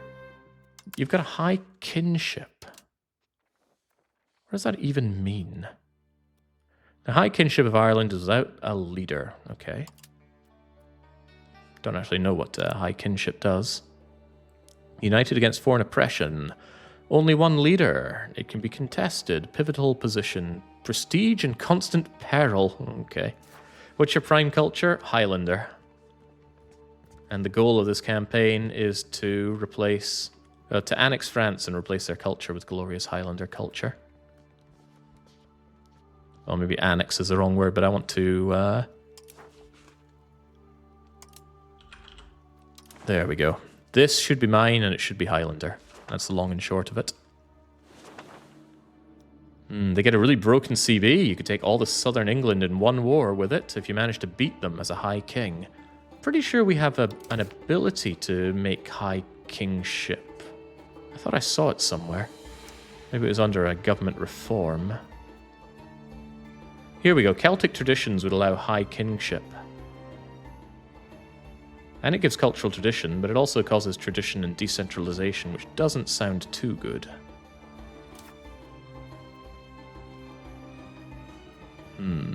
Although I would like to know more about that casus belli, because if I were high kinship, that could be pretty good if it gives me powerful casus belli. Maybe something to look into. Careful with that Ireland thing. They have a minus 100 on pop conversion in their law, making it impossible to convert countries in that organization. Fascinating. I wonder if that applies to making their subjects Highlander as well. Right, but I'm getting ahead of myself. I was trying to see if any of them have any alliances that I could make use of. Ah, there we go. It's too small and crappy unless you have good cores. No, and kind of. Yeah, casus belli are rare. There's the idea that I could take you as my subject. Hey, there's some Scots already here. Where's that minus 100 pop conversion thing, by the way? I see no such thing. We don't care about religion, do we? We're all Catholics. All staunchly Catholic, so it's no big deal. Kind of amazing that Catholicism managed to just have all of Europe like this. And then they just ruined it all. Diddled a few too many boys, and then suddenly it all comes falling apart. Trying to think how best to deal with the Irish. I mean, I could just grab clan...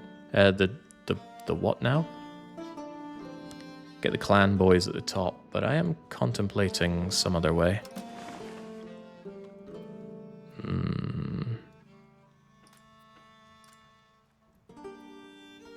See, you already have your own subject, so you would integrate that subject and then there'd be more of you, but you're really spread out and unpleasant to work with. Whereas if I take out Clan de Boy, at least I've got this nice beachhead in the north of Ireland. Should be a CB called There Can Be Only One. Yeah, but there is only one. Kind of.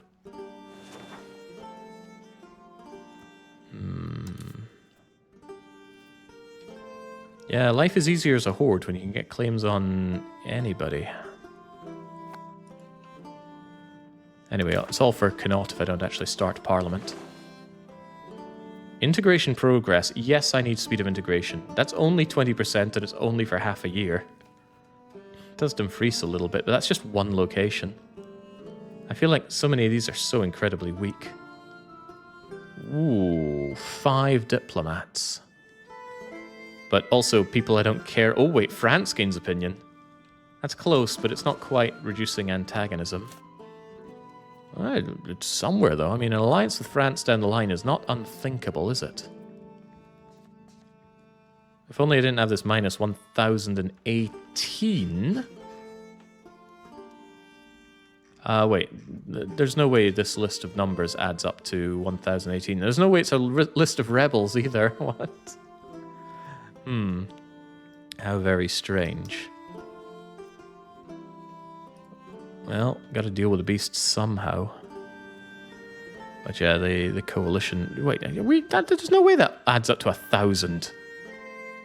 What the hell is this? I mean, all of this put together adds up to maybe 20. And then maybe 30, 40, 50, 60, like 100 or so. Not 1,018. Ay, caramba. That's what happens when you have the mathematician over in Paradox. Anyway, bad news for me, because England are surely just waiting for that truce to be up before they come back for their next round of abusing poor Moray. Plus 50 on France is good. Yeah, it is good. It might not pass, though, that's the thing. Depends what I need to give up in order to get the Casus Belli into Ireland. Yeah, it's proving harder and harder to actually rein my subjects in. They hate my guts. The Isles is probably the first one I want to integrate, but maybe I'm looking at it the wrong way. Maybe I should integrate Northumberland first. We're the same culture, so it goes faster. I get cores on the land, and it's relatively close to Edinburgh. The control wouldn't be that bad, would it? It would be kind of bad. They're probably stronger as a subject than anything right now. And the thing is that they hurt me so much on Diplo capacity, it's unreal. Although changing their culture did improve that slightly. I think however you cut it, I need to go into Ireland. Hopefully I have the naval levies for that. Naval levies of 9? All from Moray. Why does it say 64% though? Are you telling me that my levies aren't ready? Oh god. That's such a pathetic amount of levies for my country, but what can I do? The negative alliance reasons for coalitions get multiplied by 10 at the end. Okay, I didn't see that. I mean, they're clearly getting multiplied, but where is the multiplier here? Bleh.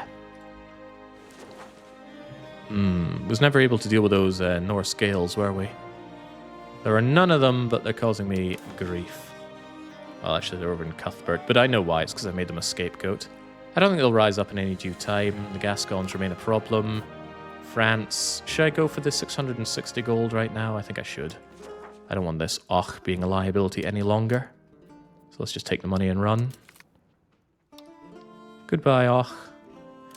Before you take all the money, just check to see if there's not better. I would rather give the land to Aragon, but Aragon would need to offer me at least 80% of the money that this is. Goodbye, Och. Ting. I wish I could sell my subjects to you as well. That would be sweet.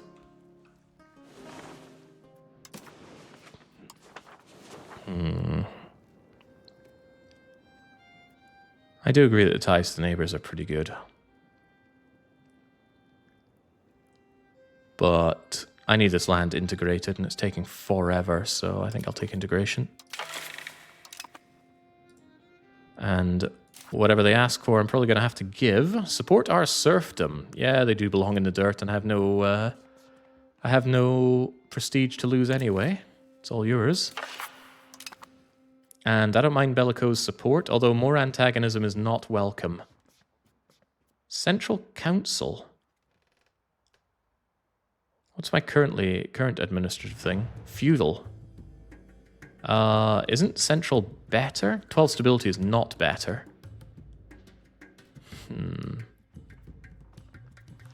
Efficiency of cabinet is nice. Centralization is nice. Aristocracy is not nice. I do not like aristocracy as a value because it continues to entrench the nobility.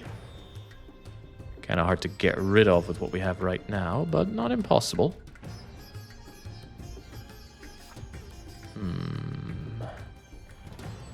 One antagonism centered on one antagonism is nothing though, right? I'd be fine with that. But yeah, we need a Casus Belli. Damn it. Wait, now you have an alliance? explain further. Certainly look like they have an alliance, but no, it's a royal marriage. And just to be sure, if I declared war upon you, yeah, you'd have nobody coming in to help you. Maybe I could go with these guys? They're larger. They're also a clan.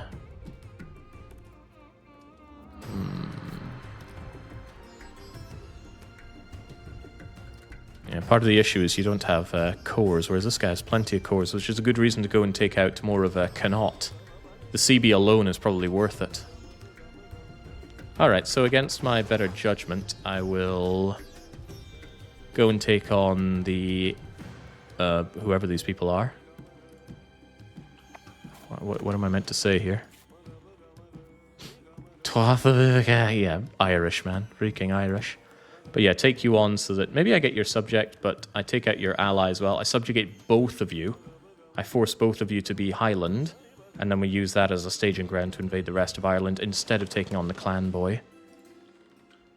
Alright, makes sense to me. And if it makes sense to me, it must be good. In that case, I'll bring in my troops with a handful of levies just to bulk out the masses, and I'll invade by boat. So that means I need you guys at my beck and call from... I don't know, Ile. Good enough. And this is where I find out that I can't get a Casus Belli on them or something to that effect. Oh, that's right, we need to choose what we're claiming. Well, it's all 6.5 a dozen to me, but... I don't know if this reduces the cost of subjugation. I think in EU4... if you had a claim on the most expensive province, it would proportionally reduce the costs more. So maybe I should just go for down. It should be kind of trivial to go around and slaughter these guys anyway. Sure, I'll make a claim on down. But that does mean that we need to give it up for bellicose support. Now, I'm curious just how much this does for antagonism. Some numbers, if you could be so kind as to put them in chat. England is... It's a bad way to see it, isn't it? England is 146. France is 77. And Clan Boy is 77. So 146 and a couple of 77s. If I do the bellicose support, how much does that go up by?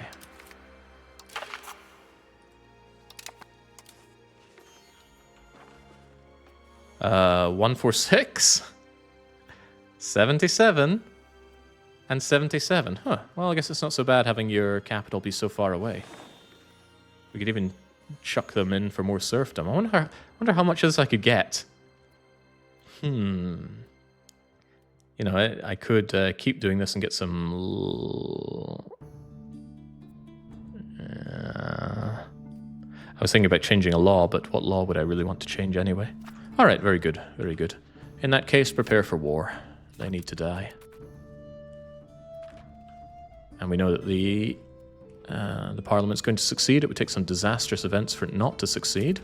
Should also get myself some level of competency leading the army, even if I have to rely on the nobility yet again. Army attrition down.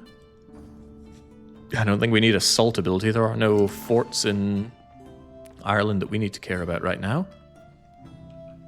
We tore down a lot of forts in England in preparation for future war with them. That future is coming disastrously quickly, though. I'm never going to have any allies, so... kind of need to have an army.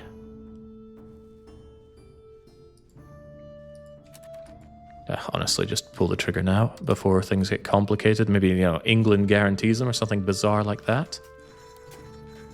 Oh, hello. This brings in a few more people, doesn't it? Is that good or bad? Making them as a co-belligerent will make it cheaper to subjugate them, which I do plan on doing so. Can I deal with Himani and Thomond? Thomond seem like the only one that would be worth a damn here. And they're no match for us, so maybe we just kick all their asses, take all their money. Unless any of the rest of them have some good claims.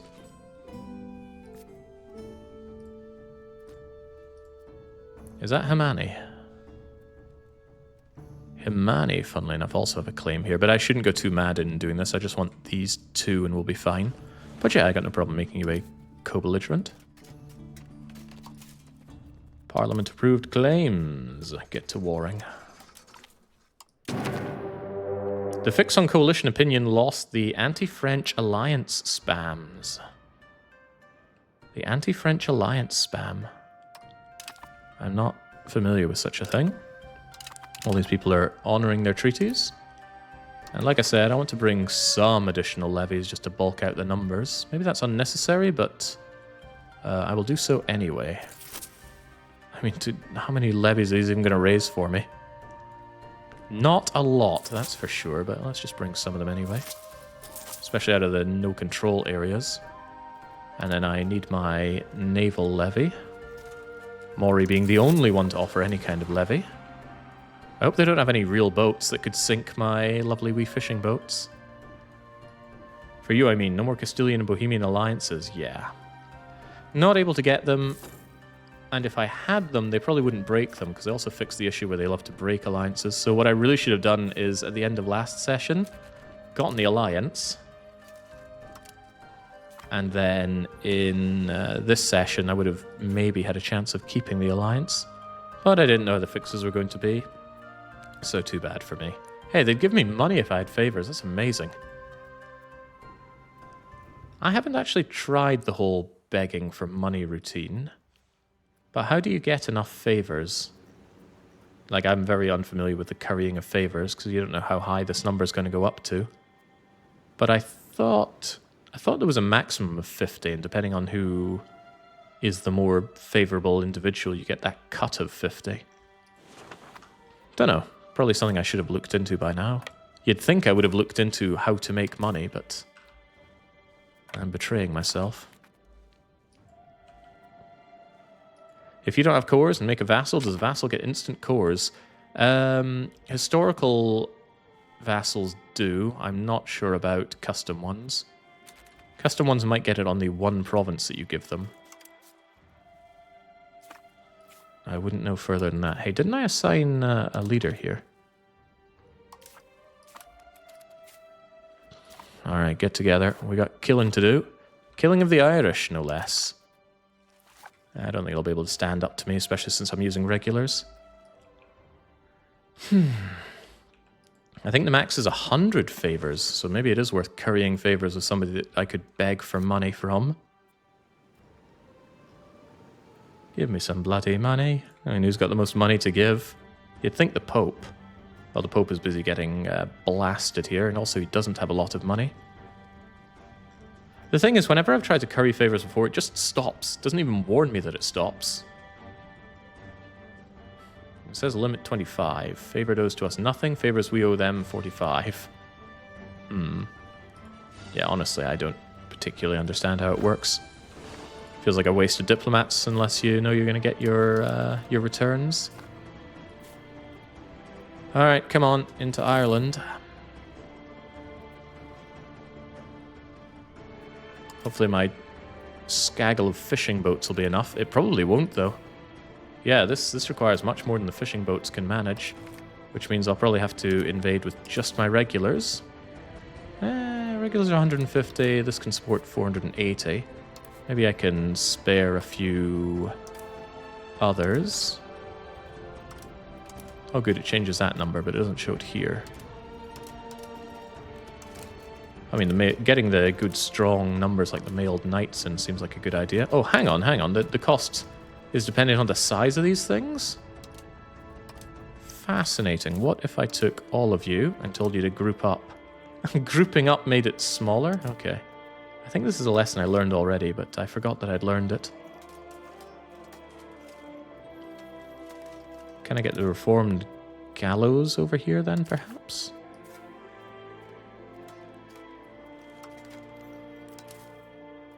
Oh, that was the wrong bunch to move in. I do find it's really, 182, really clunky compared to EU4 army management stuff. Alright, 350, that'll at least fit on the boat. We'll make sure that the general is around, although he has to do his whole reorganization thing. You reorganize the army. The general has to re-teleport from the capital for some ungodly reason. The limit is 25 in both directions. Curry increases the favor on both sides. You only get to around 12 and then you hit the limit. Then you use those and do it again. It'll be lower because they already have the favors from the first time until they used it, so it's very limited. Whew, that's a mouthful. Alright, that's also not enough to get on the boat. But this is good enough, so as long as Giles is ready to get on there, we'll go and invade into the sparse hills. Well, there's flatland over here, so let's go over to Rathbow. Alright, I think the general will be there in time now. Get on the boat, although what's the attach to boat button? There we go. Why can't you move? Okay, there we go. Please don't fight me. But let me fight you, it's very fair. At sea, 1% attrition. Getting seasick. Oh, I shouldn't let the turn of the month happen at sea. Ah, my poor manpower. Military support in Inverness. Well, I don't need support for the council, so just give me the army tradition as I go and fight. If the general is in the bigger stack and you use the merge to bigger stack button, he stays. Ah, now that seems like some vitally good information. Right, how about the rest of you? Get together. And what's the size of this boat? 480. All right, and we'll get you over in 2 sessions like this. I'll secure this so my troops can just land in directly. That's landing in directly, not indirect. All right, very good. Take that. You can land in. Take the provincial capital. Get you guys on that boat. And then over here. I wonder, do we have freedom to move around here? Oh, yeah, nice, great. We're all getting free movement. Free movement of my units? Who would have thought? And let's get you over.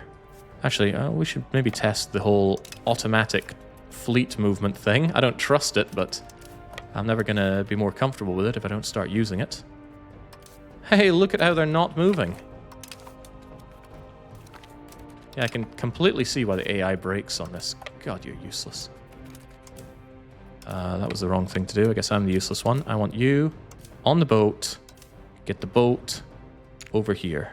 The boat over here. All right, so apparently merge the strongest. We'll keep the general here. Hey, he's here. Okay, good. The more you learn. Let's march on the... No, let's wait for everybody and march on the capital. This time not taking a... Oh, hello.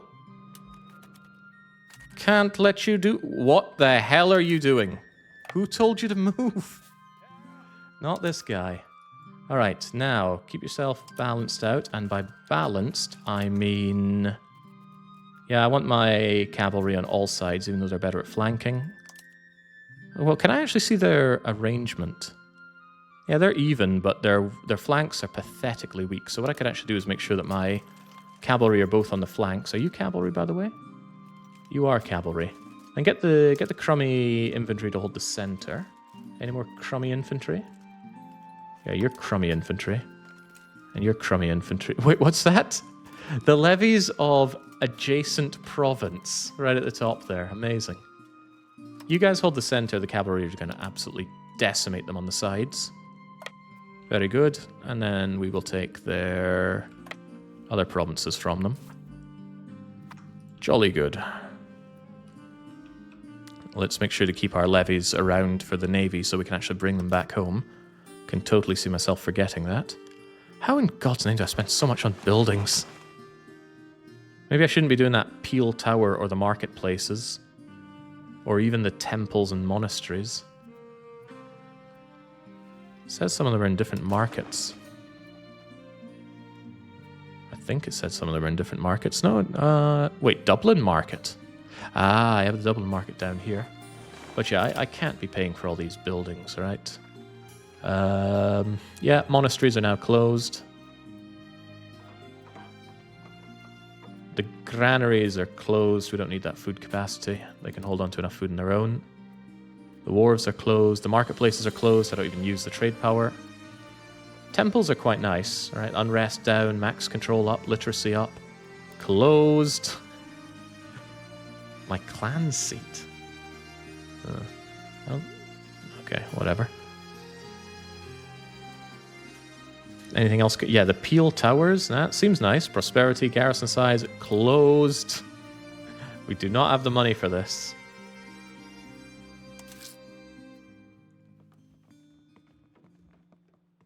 Alright. The sergeantry must remain open because I need that manpower. How much gold do you actually need to stay afloat? Surely there's some profitable investments you can make. So this has come up before. Show me where I can make some profitable endeavors here. Is it the land with 0 control? Is it the land with 0 control? Maybe the land with 0 control. 5 control. Yeah, 5% of whatever I make here can come back to me after taxes. What about Moray? Look at that, actual control. Well, 1, the land is garbage, and 2, I'm moving my capital away from it as soon as I have a core on Edinburgh, so no control. Yeah, I think I'd rather keep the money in my pocket so that I can use it to get myself out of disastrous situations, such as England coming back for another war with me.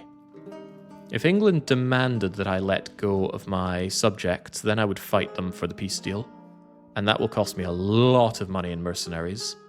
More annoyingly so, I'm not very invested in doing that if they use a coalition CB, because coalition CB is so bad for the defender. And they are still very much antagonized, and they're going to be even more antagonized when I take this Irish land. I mean, maybe I should even attack them, as bizarre as that sounds. I do have claims via Northumberland, after all. Do councils increase control temporary or permanently? Temporary. Once they're gone, it'll start ticking back down. Anyway, I'm keen to see just how much I obliterate the Irish. Perhaps their greed got the better. Greed from Scott? Oh, okay. Bye. Always get your 10 to 1s, folks. Okay. Bye. Bye again. Goodbye some more. Scottish Space Marines versus turd-chewing Irish. All's fair in love and war, and I love war. Where the hell did you come from? Well. Just another dead Irishman to me. So yeah, this is why I was keen on getting my sergeantry, so I could have actual regular units. And I wanted that even before regular units became brokenly powerful in the 0.04 update. Or was it 0.05? I wasn't paying attention. I don't know, Jake makes a compelling argument. I often do. It's just a question of who's willing to listen to my incredibly compelling arguments. They are grounded, factual, self-evidently truthful. Hello, Irish. Goodbye, Irish. God, they're not even putting up a fight. I was hoping to actually see my armored horsemen mow them down in combat, but no. Kind of glad they didn't get their boats together, though. Those are actual galleys. I'm pretty sure I use fishing boats. Oh, hold the phone. I do actually have galleys. I'm not keen on going and slaughtering them, though, because I will subjugate this land. And as a subject, I might want to keep their boats. I might not. So nice to see it. Oh, Giles. What a tragic end for you. Oh well. Richard Beaumont, take control of the armies for me, please. I wish I had some crown members, then I could put them in charge of the army and navy and get extra crown power. Because as it stands, my crown power is, it has to be said, not the best. 10%. And it's going to go lower when I have even more subjects because of diplomatic capacity problems. However, soon, very soon, the great Hugh Randolph and his staggering 60 diplomatic skill will significantly boost up my ability to rein in my subjects. Diplomatic capacity goes from 8% to 60% boosted. Yeah. Kind of. It's not really like that because it adds to the other percentages, but it's still very welcome. What are the penalties of being over diplo capacity? They're crippling. It's a scaling loss of crown power, prestige, loyalty, which feeds back into this loop very negatively. You know, if you can't really control your subjects, you at least want them to have some kind of loyalty to you. And that is currently hurting me quite badly. Subject regency is also hurting here, but we're doing what we can. Which isn't much, but we're doing it. Remember, just surviving. If I can just survive for 20 odd years, life gets a lot better.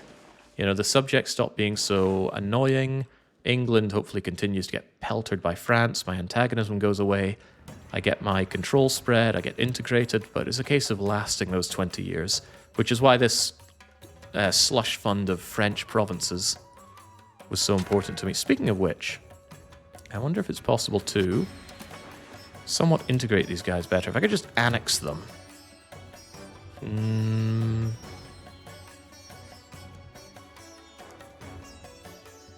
So we need this union to exist for 5 years before we can vote on it. I haven't actually toyed around with the whole union stuff. I'm just glad it doesn't take up my diplomatic capacity. But yeah, it would be somewhat interesting to see if I could integrate this land and then sell it to France or Aragon. France easily making back the money that they spent on that land from me. Alright, you're down and out, that's easy, but who else needs to go? Actually, this is a province in itself? Whatever, you just take it systematically. No need to risk anything by splitting up. You need to be in the Union for at least 50 years to integrate. Okay, well, I don't think that's happening. But I can't spit them out either, so maybe there's a war and I just give up that land and everybody's happy? I do not know. Perhaps I'll never know. Just squishing some Irish on my way south. Just another day in the life of Richard de Beaumont. What a strong Highlander name. Wow. Never thought I'd see the day, but I have some cores. Not just the cores I started with either. Right, you're going down because I want you subjugated, and I'm going to kill the rest of them because I want their money. Stands to reason, right? Oh god, we're so close with you. Another 10 years and Lothian will be as strong as Pisa. Right, cabinet. You... Oh wait, you're not done with Perthshire yet. You just got some of Perthshire. We need Perth itself. Oh well.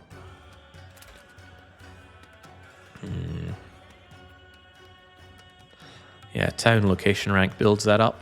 And sadly you cannot demolish towns into non-towns unless it doesn't have separatism. So you need to integrate it before you can demolish it, which really sucks as a horde. You'd think the one thing you'd want to be doing as a horde is leveling towns and cities, but no, you got a core first. 15 more. Barely anybody lives here. Come on. Administrative problems. Army main... Okay, well, just add that to the pile of things I have to pay for. Pretty big pile. You know, if I sound agitated, it's probably because things are not going well. But I really should be a bit happier, right? It's all proportional. But you're re-raising your levies again? There really should be some kind of cooldown on raising levies. Yeah, I should be a lot happier about what's happened here, right? Conquering Scotland like that's so good. And if this is EU4, it would be so good, because just give it 5 years, we'll have everything cored and as strong as if we were Scotland. Schism. Another core. More cores, Your Majesty. Happier subjects is also nice. I can't imagine in the corner of bum diddly nowhere this is very important for me. And it seems like we have to... Wait, is that Castile and France both going against the Pope? Could be useful, but we should probably just sit in the corner and say nothing. You know, it's not for us to play in these big continental issues. We might be Highlander, but we're still British. And we've never really subscribed to the European ideal. It gives a ton of money to France. Oh, then maybe I sold off a bit too slowly. Too speedily, rather. Should have waited out and got as much as I can. Right, so of these little grot bags... quite a few of them to make peace with, huh? Let's just score on all of them. Would love it was a lot clearer. Like, this is just a bunch of names, and it takes up the whole damn screen, so I can't actually see who is who here. Nor can I see my individual war score in each of them. Not the greatest of UIs in the game, but it's a UI in EU5, so what am I meant to do? So yeah, bringing over a professional army made all the difference here. I could have done the same with mercenaries, but at least the permanent army is always there for me. As long as I have the manpower, which I struggle to. I could really do with professionalism. I have a funny feeling England already has it. Oh, he does. I am so boned if he actually fights me properly. I need that up here. It's very, very slowly growing in Edinburgh. But I need that so I can get better armies and, most importantly, build the armory. Build the armory, make as many regulars as I can, and then just shut England down with those. That's my game plan. Oh, I am so glad you didn't bring those to stop me from entering. Whew, that would have been goodbye my navy. Units are hungry, my liege. Okay, well, find some food over here. The Irish must eat something. They don't just chew gravel. Right, now, I'm not looking to subjugate everybody and their dog over here. At least I don't think I am. I should consider what that would entail, actually. Well, now. Most people don't care. In fact, the continent really doesn't care at all.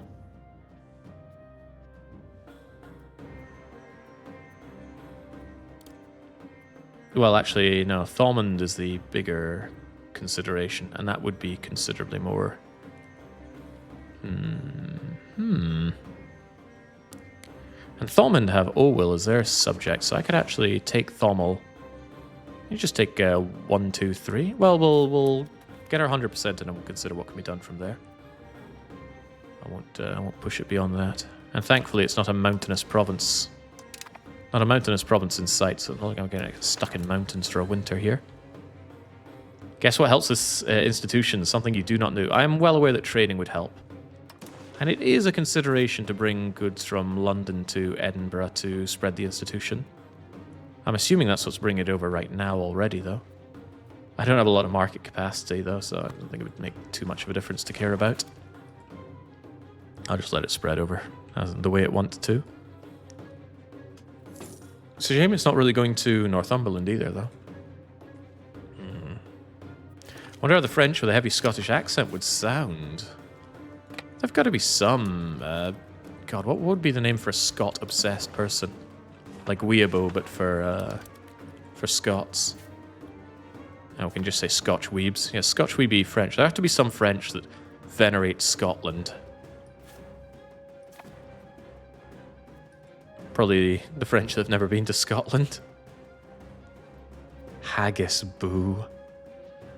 Haggis is such a low-hanging fruit when talking about Scotland and Scottish culture, though. It's just a food, and it's not all that special. It's offal. And whoop-de-doo. Wait, this is the capital of the province, right?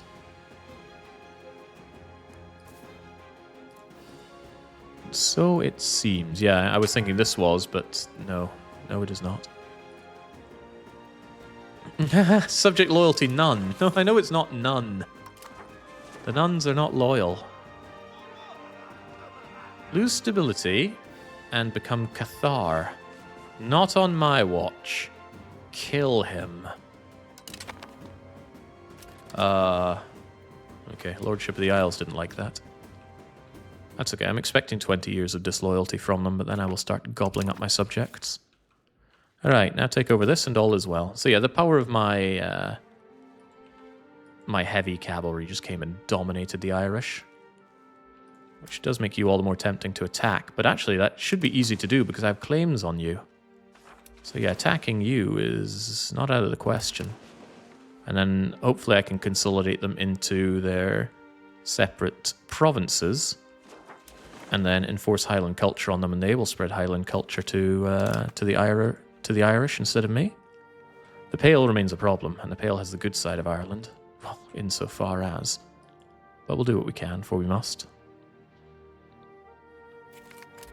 Alright, nice and simple. Now what do I do with what I have? That's all of everywhere occupado, right? Except for the far north here. Not sure I care that much. We can have a little walk around, make sure that all the Irish are dead. End our walk there. Be in a position where we can bring our troops back by boat. I do not want to accidentally just click dismiss army like I would with a horde. The horde cannot dismiss their main standing army. They're just not allowed to. But I'm certain you're allowed to as a land-based nation. Yeah, a province-based nation. Okay. Ugh. Alright, McGonagall, down you go as well. Any more that you want to rise up for no apparent reason? Just to die?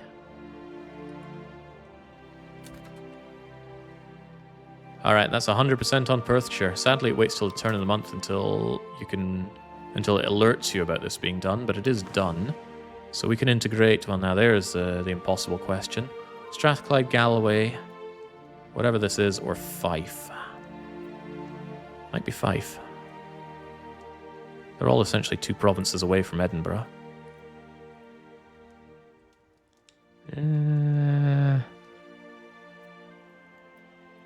Where's the population at?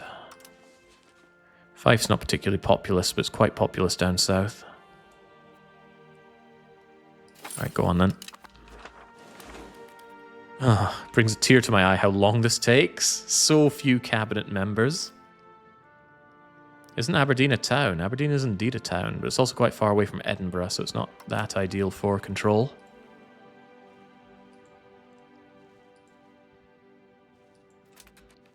Alright. Time to start thinking what happens to these poor misguided Irish. We've got this little guy right here. He owns practically nothing. So the overviews I find are so hard to get here. I don't think it's even worth dealing with you. So I should probably just... Oh, sue for peace is a friendly option. Yeah, I need to get some of my precious prestige back, although subject regency is hurting that. Oh yeah, a lot of things hurt this. It'll just go away. Even so... Ooh, I could make you a tributary. That is actually quite good. Of course, they're tribal. I can make tributaries tribal. Keeps them under my control. Gets me a tiny smidgen of money and still allows me to culturally enrich them. And I can break them off and eat them later. The only question is antagonism. It's a tiny, tiny amount of antagonism on the continent. It will add up, though.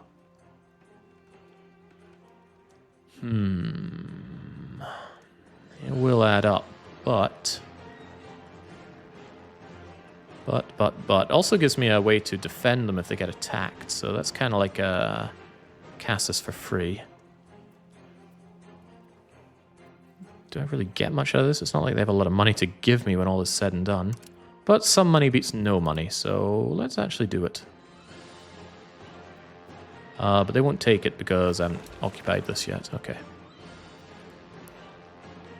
But I think I will be taking this lad as a subject. Yeah, Thomond. It's probably going to be a little bit expensive, but it's a nice chunky amount of land they have. Difficult to spy at a glance, but yeah. All that land as a proper vassal seems about right. Yeah. Although there is the tributary idea. But no, I'll vassalize them. Money from the Irish, you'd have better luck getting blood from a stone. Well, the Pale tried, and at least in this lifetime, the Pale is succeeding. Yeah, this is probably going to be an unwelcome amount of antagonism, but I need to do something about the Irish. And this is certainly something. Hey, finally! Alright, Randy is in power. I need Randy to breed like he has never bred before. I know he's just 16, but we are going to wring them dry. He does not look happy at the prospect. Oh, jeez. Well, better put that ambition to use. And how does that do for my diplomatic capacity? Well, it increases it, but Northumberland have just grown even stronger. Crivens. Yeah. We're mourning over the loss of this old coot. He wasn't that great. Right, what do we do with you? I need to marry you, but for some reason we can't do that right now. He lives in the county of Marzahn. What? No, come back home. Home is good for you. Oh, Jesus, he's a Scot. Right, I need him back, and I need him to adapt local culture. We already have an heir, Maud. Maud was a consort in Gwyneth. But yeah, I want you to have your own property. Why are you not here? Come home. Or maybe at the turn of the month he'll come home. One can hope. There's a bad event if your ruler isn't the same culture as your country, so I want to come home and force him to become a Highlander. Alright, we really doing this? I'll be paying for it, but it's a good way to enforce my culture over here. And this is both in the same area, right? Cannot and cannot. So hopefully you'll start converting this to Highlander for me, and I will certainly be making you do that. Alright, alright. Good thing you don't have to spend a diplomat to make peace deals. He still doesn't want to come back home. Maybe I should wait till the turn of the month before making these peace deals in case... Because I forget if it costs prestige or not to adapt local culture. So I want to see if my ruler will actually come bloody home. And could I force him to be in charge of something like the Navy? No, god damn. Ah, there we go. It says I can marry him up. Oh, there we go. Now he's back home. Just took a bit. I guess he took a bit of time to get the nearest boat back home. Yeah, as expected, costs prestige. So I just lose all the prestige I got in that peace deal. But I think it's important that he becomes Highlander so we don't have that kind of conflict. Make his children Highlander as well in the future. So yes, adapt to this, please. Cost me that 5 prestige. And then... marry a noble. Any good Highlander nobles around here? I think we'd adopt my culture anyway, so I guess it doesn't matter. Not a lot of young lassies here. I want them to be young and extremely fertile to crank out an industrial line of Randolphs. When you marry a lowborn, again, we don't have that prestige to lose, so that's not a bad idea. Royal marriage, perhaps? Absolutely not. A rare swear? I doubt it. I didn't hear any swearing from me. I think this is worth it. It's a shame to pay for that legitimacy, but these existing ladies are a bit too old.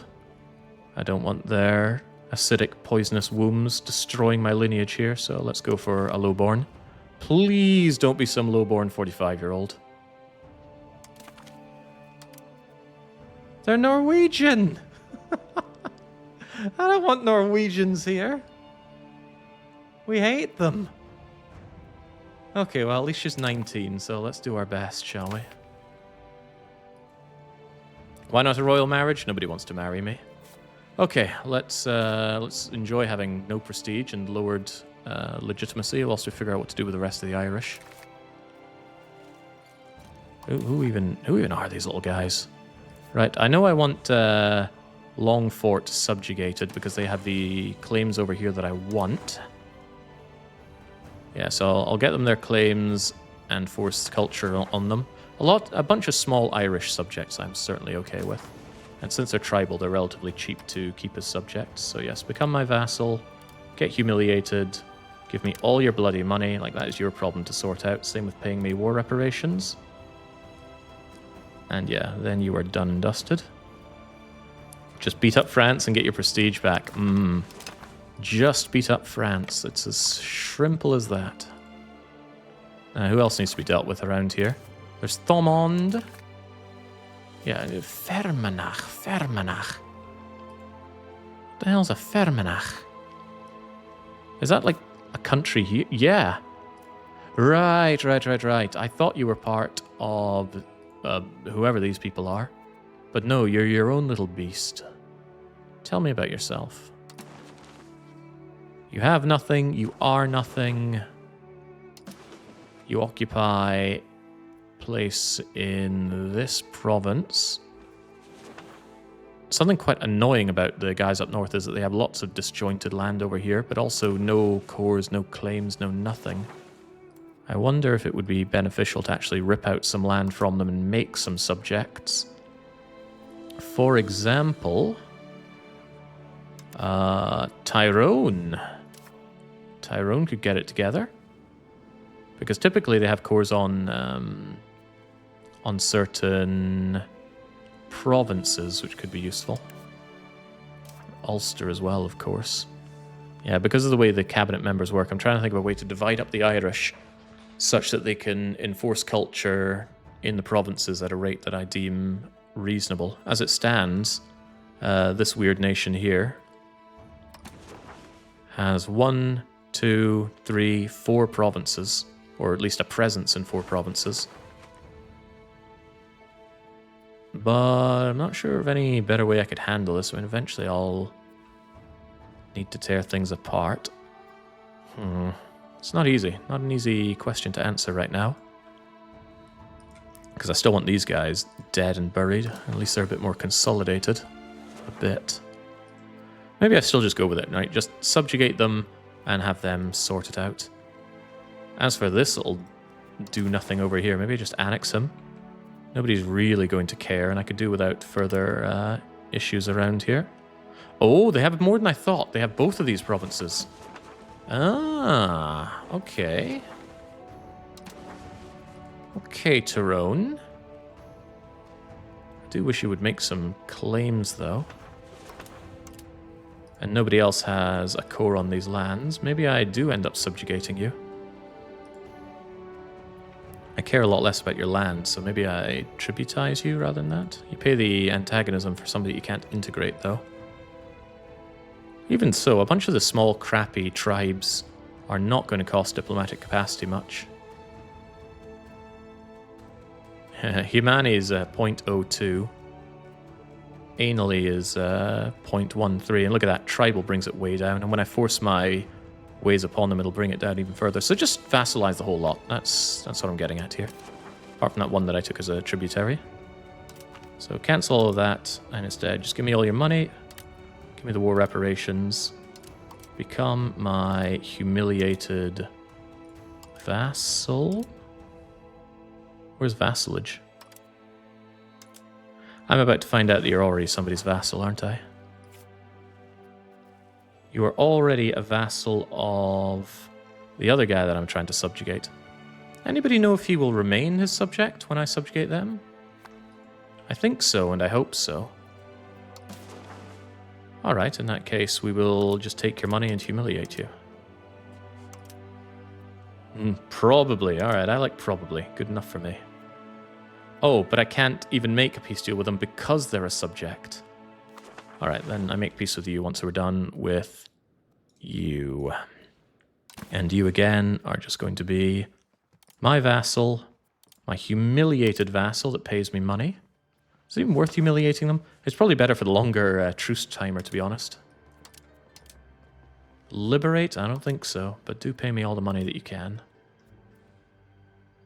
And that is a not insignificant amount of antagonism to take. England already hate my guts. I'm more concerned about the likes of France. France isn't on this list, so they're not getting more than 2.5. Alright, very good. Or at least good enough. And then before I make peace with you, I'm getting my army out of here. How fast? Oh, sure, good enough. Boats move incredibly fast. Let's see, we're strength 900, your strength 480.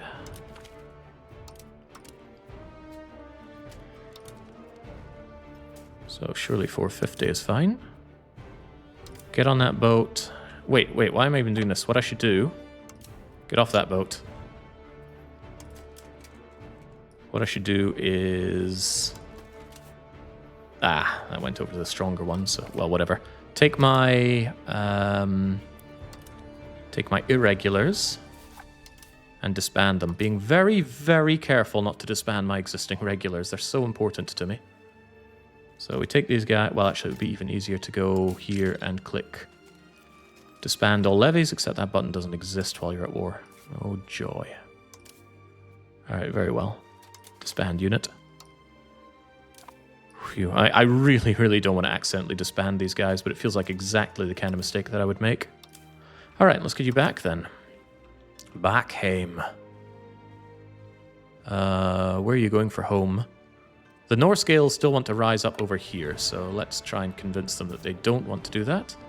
If you right-click disband, it only disbands levies. Still too risky, right? I absolutely don't want to accidentally murk my my real army.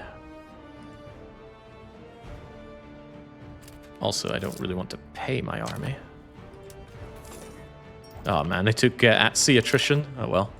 A few men I can't afford to lose just died. Speaking of affording men, more armoured horsemen, please. Got to be ready for England coming knocking, and I think they're going to come knocking before too long. Right, you two are the only ones left in the war, so let's see if subjugating the big cheese gets me the little cheese. Also, I'm taking all of your money, and I'm humiliating you. Oh, there we go. So I could make the little one my vassal as well, but I wonder if they'd do just fine as your vassal. I mean, you integrate them, I eventually integrate you. Everybody wins. Liberation. No, I don't think so. I just want your money.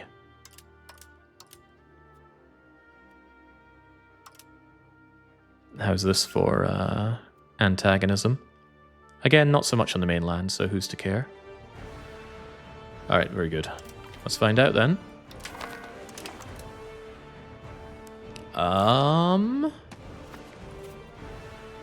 They are still a subject of my subject. That is potentially useful. And now, for my beloved new friends. None of them want to rise up against me. Well, that's about to change. Evith, enforce my culture. I'm just enforcing culture on all of them. Himeni, not paying off debt. God, no. Enforce my culture. Beaumont, get your kilts on, lads. Never saw many Irishmen in kilts, just for weddings. And anally. There we go. Now, it remains to be seen if they're going to stay that way. I certainly hope they do, but... oh yeah, it's those bloody tribesmen that I tried to chase down for the Black Death. Coming to make me regret it. But it looks like they're not going to rise up anytime soon. In that case, I'll just bring you lads back home, because I want Edinburgh's control to rise up as much as possible when it becomes a core. Actually, that's not the right way to go about it, is it? This land just became a core. So what's the maximum control I can have? Not much, but it's some. Alright, get your arse down to Perth and increase control over there. While we're at it, we're going to have my ruler in charge to increase crown power. Yeah, okay. I hope being a ruler doesn't stop him from doing his civic duties with a wife. What's your name? Bridget. Good enough. There's a button that only appears if you have raised levies that will disband all levies. Really? I haven't noticed it at war. And it's this button if you right-click on it to disband all levies. But if there's another button that works while at war, I'd love to know it. Because sometimes you get thrown into war and your levies are automatically raised, and that I do not appreciate. Let's get the navies back home as well, because I don't need them now. Is that true? Sure, it's true. So now, much like the English, I have some influence over Ireland. Just had a thought, right? Don't I immediately have cause for war with you? No, I don't. But hopefully one of my subjects makes a claim for their cores, and then I'll probably take their cores for them and subjugate them. We'll see, though. In my eyes, it's more about uniting the provinces, but it depends on antagonism. Depends a lot on antagonism. The English continue to hate my guts, just like I hate the fact that you cannot mouse over something over water. Oh wow, subjugated is different from took locations, so actually if you balance between subjugating and taking provinces, your antagonism will burn off faster. That is fascinating. Why am I not improving in relations with England? Did we max it out or something?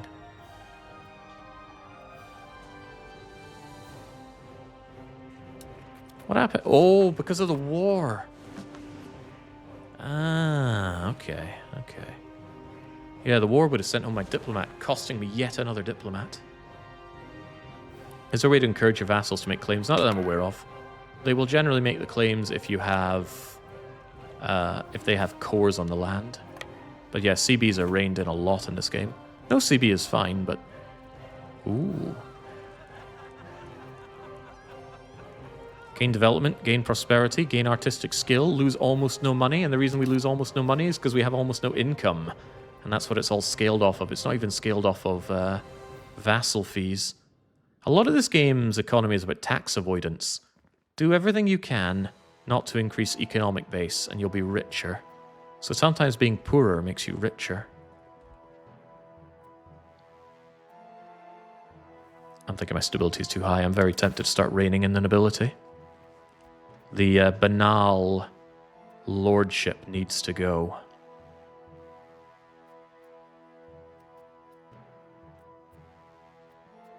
We've got similar problems that we had from the Golden Horde here. But the nobility at least only, in quotation marks, have 34% power. Primacy of the nobility, the problem is that discipline's really, really good. But 100% power for the nobility is quite a lot.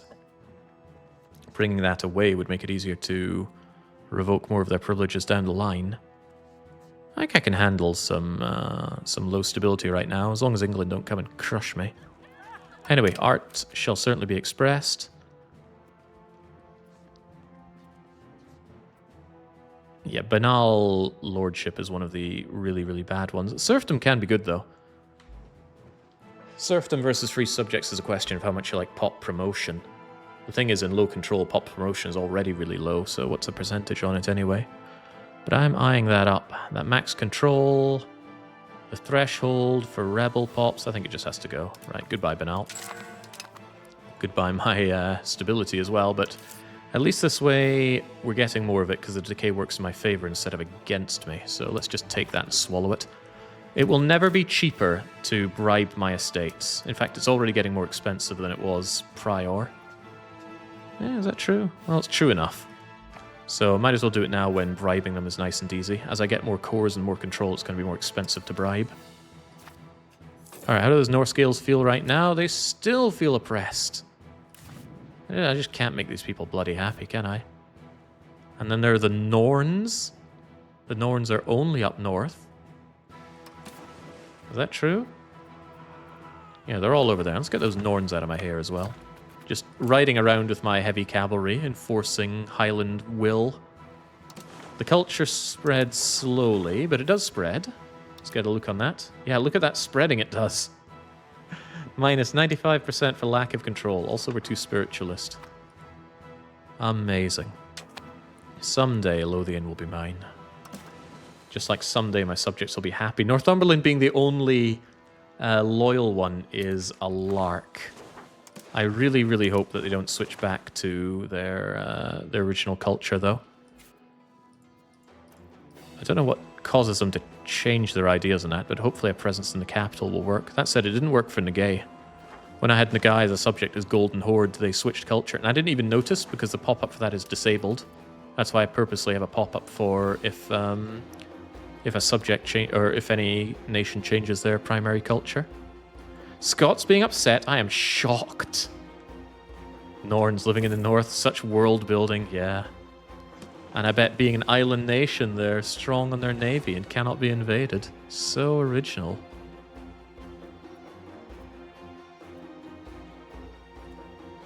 Well, up in Tongue here, what do they think? Well, actually, that's Tongue.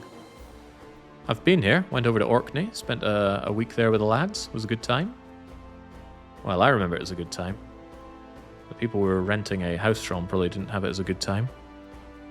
Yeah, they're still at minus 50 from Conquered, but can that be overcome? Yeah, get the hell out of here, rebel scum. Now it's just the English and the Norse Gaels. We have tried and failed to put the Norse Gaels in their place. It says, wait, it says one location, and it gives me 2 locations. Or does it? Now it is really only giving me 1, but we're certain... Yeah, it's... Man, I don't even know what to make of this. It's them and Cuthbert that are the big problem, but they are so hounded that I don't think they're going to change their mind anytime soon. Ach, wheel. We make no manpower. Maintaining the army that I do have is already costing me, and it's going to be negative manpower when I move my capital because I have to remake my sergeantry. But it's very, very important for me to get access to professional armies and absolutely beans it towards a real load of regulars. If I have a well-drilled, well-equipped set of regulars that can actually not immediately crumble in battle, we are going to smash England into pieces. The problems, of course, is that people don't like it when I smash England into pieces. I mean, already taking this land caused ungodly amounts of antagonism. Antagonism is being dealt with, actually. That's quite good. Give me some numbers here. Oh, God, remember when I cared about what Brema thought about me? I think after their latest run-in with... Is that Lunenburg? That is Lunenburg.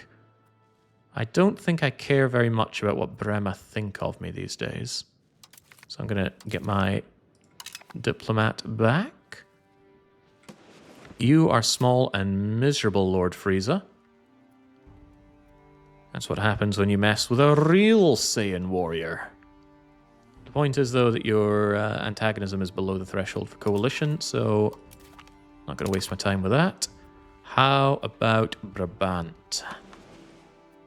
Brabant are also below. I would like to push them significantly below, just like I did with Holland, because they are significantly naval. Like Gaia's naval. But I still think we're okay as we are. I want those diplomats back. And I really want to start sucking up to England. I need to get rid of that English antagonism. I mean, that is like 10 years of prolonged assault to bring that antagonism down. But it's very important that England don't coalition war me again. Because it's not a war situation that I ever come out with smelling like roses. Why are all my subjects raising their armies? Those aren't my subjects, those are the English. The English have resumed the 100 Years' War. Huh. I wish I had a boat, just one boat. I should have kept one boat from my levies so that I can sail down and keep an eye on England. But I cannot raise any boats at this point. I could hire a boat, but it would cost a ton of money. Wait, are you telling me I can raise a levy? Ooh, you don't need to be at war to raise a levy? Is that true? They are exhausted and are unwilling to be raised currently. Alright, no, look at that. Only when at war facing rebels. Alright, so next time I have a war, I want to keep at least one boat so I can keep an eye on England. Just sail a harmless little fishing vessel down here and see if and when England are making a move. Because if I see that England get absolutely hammered, you know, their levies all die, they don't have any regulars, then I think I want to go and drive the hammer down. Although the difference is England have professional armies researched, and I'll tell you somebody who doesn't, it's me. Maybe we should be getting that institution growth.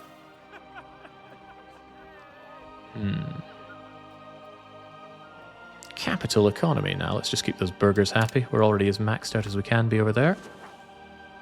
Now I have a hankering for secretive mana. Wait, what did I say? Do love me some secretive mana. It has aged poorly in my eyes, but that's a me problem, not a game problem. It was such a magical experience when I was a child. Oh, Gaia's naval. Oh, God, I said that without even noticing. It was just a word association in my head. Not even the best part of the game. But what is? I do like the sudden difficulty spike of the mana forest. Alright, yeah, as expected, these people are impossible to keep happy. Damn tribals. Well, you say tribals, but they're Norse Gale tribals. I could always settle them, but there's no way I'm sparing any council positions right now. It all needs to be set on integration. And yeah, that's going to be slow and horrible. So we need to hope that the war between England and France is similarly slow and horrible. I need those English really kept busy. France have almost forgiven me. Give me another year, and we'll have them kicked out of the coalition. And if there's no French... Ooh, what's this? Orkney want to kill me. Okay. Orkney, are you still subject to the Norwegians? You certainly are. Those Ouija's keep you under lock and key. I don't even want this land. If I was given the option to annex or even subjugate Orkney, why would I even do it? It's just not even worth the cost. The land is garbage, the goods are garbage. Oh boy, more fish. What'll I do with fish? Yeah, like bad land is worse than no land. I actually spent a long time colonizing Siberia as the Golden Horde, and it really was just a net negative on my nation. No control over those lands. Yeah, it increases your population, so if that's what you care about, then huzzah. But a tightly integrated nation making tons of money is better. I suppose there's got to be some advantage to it, but I think playing tall is very powerful in this game. Wood isn't that bad. Yeah, and there wasn't any wood. There was wool. W-O-O-L. And sure enough, wool isn't bad, but here's something that I have realized, and I didn't realize before. I thought that your distance from market only affected the goods that you produce. Take Aberdeen, for example, if I can. Aberdeen has 84% market access, so their production of, let's take this fine cloth. The production is multiplied by 0.84 because of market access. Whoop-de-doo. And I thought, well, that's quite good. Just centralize your production near enough to the market. Also, that is good market access considering the distance there. The power of Navy. What I didn't realize was that the worse the market access, the worse money you make on RGOs. So in addition to being multiplied by the tax rate and the control, it is also multiplied by market access. So if I make one clay goes to market, but because of this, they're only making half as much money on that clay as they otherwise would. So yeah, the multiplications for control and market access, and the other thing that I forgot, really ratchet down the money you make on far-off wilderness to the point where it's no money at all in the likes of Siberia. So yeah, palace economy strong. It would be nice if, for example, decentralization increased the minimum control that you had in far-flung provinces. Just something to make some big blobby Russian empire competitive with something that, for example, just holds northern Italy. 80 plus control everywhere. Whoa, it's actually worse. Only half of the clay goes to market. You're going to have to back that up with evidence. Let's take a province that actually produces all of its stuff, but has low market access. 55 livestock, output 1.29. So in the market, I expect to see 1.29 from Gerlach. And that's of livestock. Livestock. Gerlach. 1.29. Where's the reduction from market access? T.W. Trock presenting fiction as fact. On the internet, no less. I can't believe it. Going online and just spreading lies and misinformation. What do you get out of this? Is this some kind of sick fetish for you? You're going, yes, epic trolled again. Is that what does it for you? Oh, right, there was this thing that I was curious about. I got sidetracked. It does for buildings, yes, and that's exactly what I covered first. It does affect output from buildings, but RGOs still output it all. Right, so what even is this? There's a vote on establishing seniority here. Because our foundation is maintaining federal states, which gives us all stability investment. But the question is, do we want to establish seniority? I would become a senior partner in all this. I suppose this advances us to allowing the integration, which sounds like it would take a long, long time, but sure, whatever. In the very small chance that I survive for 50 years with these subjects, maybe see if I can integrate them and sell them off to... I should have waited on France. Where does he find all this money? I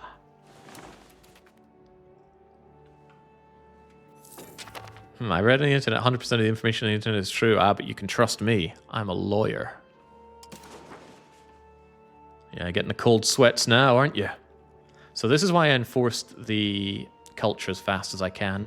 The sooner you do it, the sooner all the liberty desired goes away. The only problem, of course, is if they... Oh, hello. French. French. French. English army made of a small number of regulars and a vast number of levies.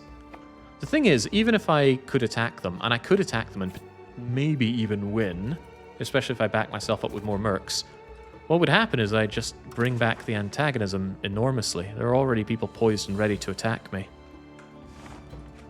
It's annoying because it's really attempting to smash England. The difference was if I started as Scotland, I wouldn't have had to eat all the antagonism from just eating Scotland. England is so tasty looking. Because it's not really about me gaining power out of England. The annoying thing is that I don't even have historical subjects to kick out of England. If I were to make subjects, I'd have to make like a subject that gets these two... Are these different areas? Yeah, Norfolk and Suffolk. Remember when it was one province called East Anglia? Oh, I remember. Anyway, like splitting out custom subjects that get 2 provinces at a time sound good, but I really can't afford more subjects. I need to have base for myself, even if it's a long time before I integrate it. It's a shame. It's a real damn shame. How about Wales? Yeah, I can give this land over to my beloved subject here. Gwynedd are not tribal. There's also the idea that I could eat more Irish land. There are certainly options here. But the thing is, it's a huge expenditure. I got to pay for all those mercs. And if I back them up with levies, that's a population drain on me. And my population is far inferior to that of England. 1/5. Yeah, 1/3 if I bring together Northumberland. But it's very interesting to see how France do. The worst thing France could do is actually curb stomp England and win the war. I'm actually hoping England hold their capital so that they get enough ticking war score here so that France don't enforce anything. Because if England just end the 100 Years' War, then they are free to just focus me down, which is partly why I'm disinclined from bringing the hammer down during this time. What the hell? I don't care about wayward weather. I wish there was like a permanently dismiss these crappy notifications thing, but bring them back if you want to from the outliner. A certain prequel had that option. And Papal States seem to love me. Is there any reason not to drop this? Why is improved relations only plus 35? Who's to say? Wow, did France land? Yeah, the AI sucks at defending their sea zones. Ooh, my states are doing something useful. I don't know what kind of fruit we grow in Elgin, right? The amount of times I've been up and down Elgin on the... trying to remember the name of the roads. The A92, the A94? Or does that end when you come past Aberdeen? Point is, I really don't recall going past any fruit farms in Elgin. You know, maybe I'm wrong. Maybe the climate has changed in the 10 or so years since I left. Didn't they fix the war goal for the 100 Years' War? It should be show superiority instead of take capital. Oh, whoa, hold on. You're distracting me from this amazing event where I gain 4 manpower. Scaling effects, man. What are you to do? No, it's still take capital. And I think it should be, otherwise France would just end the 100 Years' War in like 10 years or so. Oh yeah, apples. A96, thanks Kev. I tried to time trial myself going between Aberdeen and my home in unknown small village in this province. Oh, thank God it's a sun. We're not facing the curse of the eternal daughters like we did in Golden Road. And I gotta hand it to this guy. He does not look happy. He's a drained man that also has to take care of our army. But he did manage to gob out a son with his beautiful Norwegian wife. Wife's got some capabilities. Don't know why you would ever ennoble them. Cheeses off the nobility. Makes a dynasty? A new dynasty? I don't think... Well, is that useful? Would they become crown? No, because they'd be nobility estate. Doesn't matter, we've got a son. Ian. Good, strong name, Ian. Good enough for me.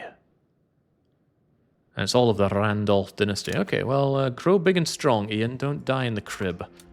This dynasty of mine is small and pathetic, and for some reason we have to play essentially Crusader Kings when playing EU these days.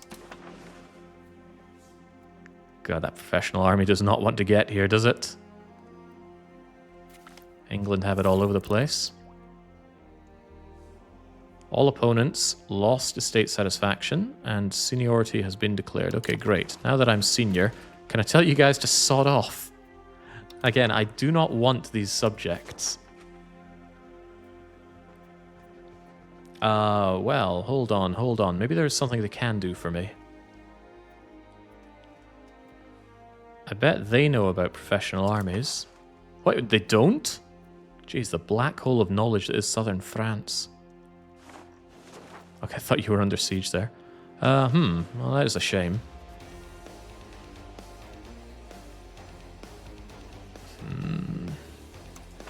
Oh, there's still an option to sell land to France, but unsurprisingly, they don't want it. Ooh, wait, England, how much money do you have? I wonder if it was ever worth considering selling some of that Chester land to England. Probably not, because I just have to conquer it back, but there's a consideration there. I just conquered Constantinople as the Ottomans. The year is 1346. Renaissance spawned in Bologna. Is there an easy way to get institutions? Institutions primarily spread through trade and border. Since you don't border Bologna, trade. See what you can do to bring... Trade from somewhere that has embraced the institution through to Constantinopolis. That will bring the institution there. It's no mystery as to why when you look at the institutions and you notice little blips of it here and there, like, oh, what's it doing in Dublin? What's it doing in Edinburgh? What's it doing in Oslo? And then you go to the trade. Oh, would you look at that? Trade flows through Oslo, Edinburgh, Dublin. So what's happening is somewhere that has it embraced, probably France, is trading to these places one way or another. So yes, trade will make it flow. What happened to Holland? What happened is I regret increasing my relations with them. Is that true? They seem to be a different color. Wait, that means they became subjects of... Who? No, you have them as a subject. Ah, Brabant made them a subject. Okay, then I definitely wasted my time increasing relations with Holland, but we didn't know how it was going to go. It means I definitely didn't waste time improving relations with Brabant. Okay, very good. As I continue to beg and scrape for anyone who would want to give me an alliance, but nobody does. Good lord, my guts are hated. Utrecht have quite the potential navy as well. Should I kick Utrecht out of this as well? I have the diplomats, so I do think it's worth my time to improve relations with you as well. Since England, the Pope, France, and whoever else will take me. The Northern French hate my guts as well. There is an idea to kick Brittany and Normandy out. It's just that, you know, if they ever declared war on me, is that really a problem? What can they do to me? And they won't drag in big boy France. There's much to be considered. Brabant has almost as many people as us. Yeah, life is pretty sad up here. Well, almost. Flanders have... oh, whoa. Did my population go up? Well, of course, it's always going up, but no, I think I just underread it before. Green grass and campaign, but to Scotland, please. Maybe it's time to preemptively increase some RGOs in Edinburgh and the like. It's not great RGOs. I mean, sturdy grains are only worth 1 a pop. But Dun has wool. Well, that won't be cord, will it? Egads, this land is foul. Well, you know, it gets people employed. That's got to be a good thing. Alright, let's boost up those pathetic RGOs. Lumber is also good to have around just for reducing building costs. So I'm actually going to double increase lumber up in Banff. God, I thought my RGOs were garbage as the Golden Horde. There's Perth. Perth does pearls. Pearls actually have a value. And not a lot to be had, but let's maybe maximize those pearls. Clutch them as hard as we can. There's wheat and fiber crops. Maybe wool is one of the best things I can get out of here. Alright, anything that's remotely close to the capital and deals in wool. How are horses in the market, by the way? In my market, pretty poor. Okay, good to know. Fruits are so-so. Well, to the point that people wanted to grow more fruits. That can't be all that bad. I'll get some wool in done. Beeswax is food and okay-ish value, but... No, who would have thought Scottish trade goods are just... They're trade bads. Is there anything good here? Even salt is a surprisingly low demand these days. I mean, it's nice to bump up that salt, but hold on, the pearls are here as well. All right, give me more pearls, please. Again, at least it keeps my people working. What are your pops asking for? I don't care. Because I'm not trading to supply it to them. We need why do they need pepper? I thought they fixed this. Like, they don't ask for things that are simply not available. Are you telling me that somebody is trading pepper over to my market? Because if they are, they should stop. Nope, it's just not that my people even know what pepper is, but they're demanding it. Maybe they changed it for food stuff, like maybe the Russians no longer ask for rice. None. No, I think more than none want to rise up against me, game. Ooh, the Philosopher's Stone. You'll get no money out of me. No, the fact that this costs a scaled amount of gold. Does anybody know how this can do good things for you? Because I'm not familiar with all the outcomes here.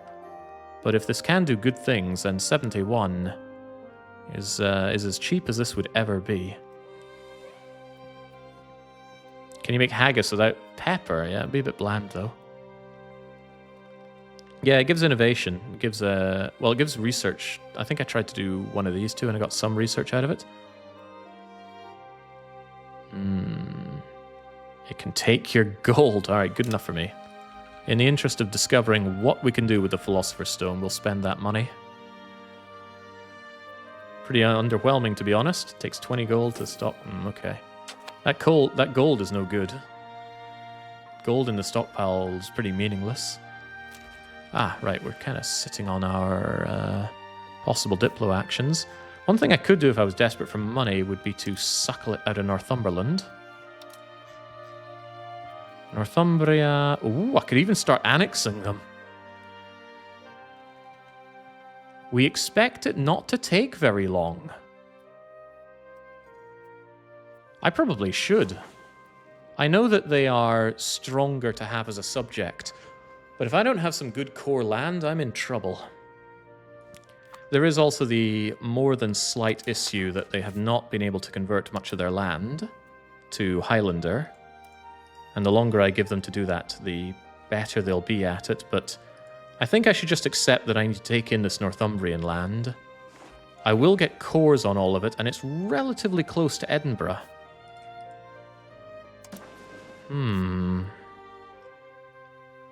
I am considering this as being worthwhile. I might even accept the Northumbrian pops, although I don't think I have the space for it. There is also the idea that it could thrust me up to being able to call myself a kingdom. Kingdom requires a... Oh, okay, 1 million. Never mind then. That would only take me halfway towards kingdomship. Desperate need for money while sitting on 3.5k in reserve. Yes, that's the backup plan. Notice that I haven't been making money in a long, long time. Yeah, I'll lose those delicious bits of income from Northumberland. But it would put me in a better situation to go and absolutely smash England. Would it? Maybe I'm just saying words for the purpose of saying words, because as it stands, I could attach their army to mine. Maybe I should let them cook a little bit. It's just the diplomatic capacity that they consume is eye-wateringly heavy. No, let's not get greedy. I'll leave them be. I should maybe consider annexing the Isles, on the other hand. Oh, the Isles don't contribute much here either. But it would be cored land for me, and I like cored land. How are they doing on the cultural integration? Yeah, I've seen better. It's also hard to tell which provinces they have and which ones I have. Oh, they've got all of that, huh? Notably, they're not actually doing any more cultural integration, are they? You can make a new Northumberland further down south in the next war with England. Yes, that's what I would do. I'd take this and then push it further down. It's just that initial war with England needs to be won. And also, Northumberland have the claims to actually push that war. Yeah, look at that. They've got claims on these provinces. What's the following through on the threat thing, anyway? I don't know what this threat is. Or how long they have it. No, we still have that truce, though.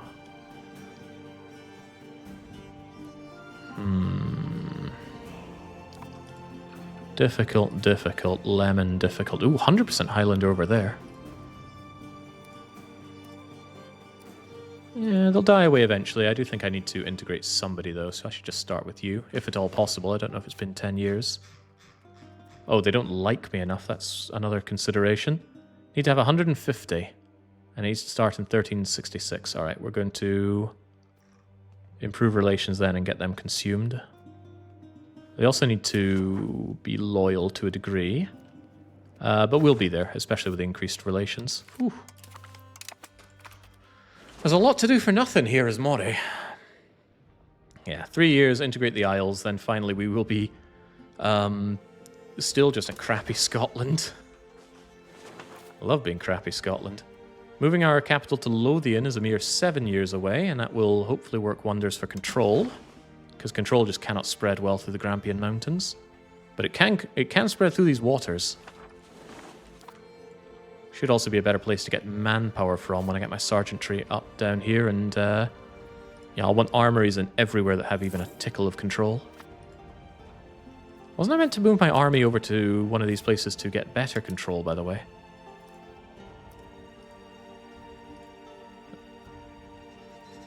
Yeah, potential tax base in Edinburgh is not too shabby, and it's even better over in Perth.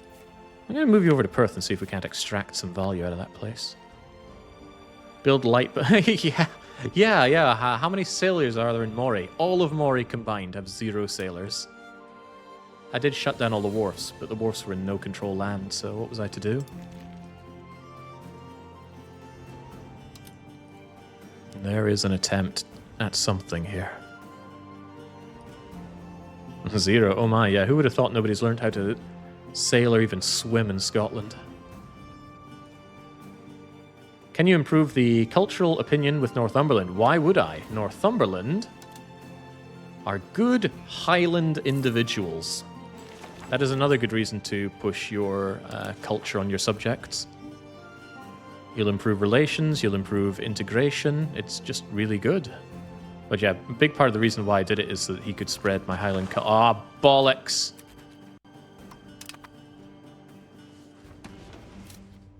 England are still in the middle of this war. A war that they have a massive amount of war score in.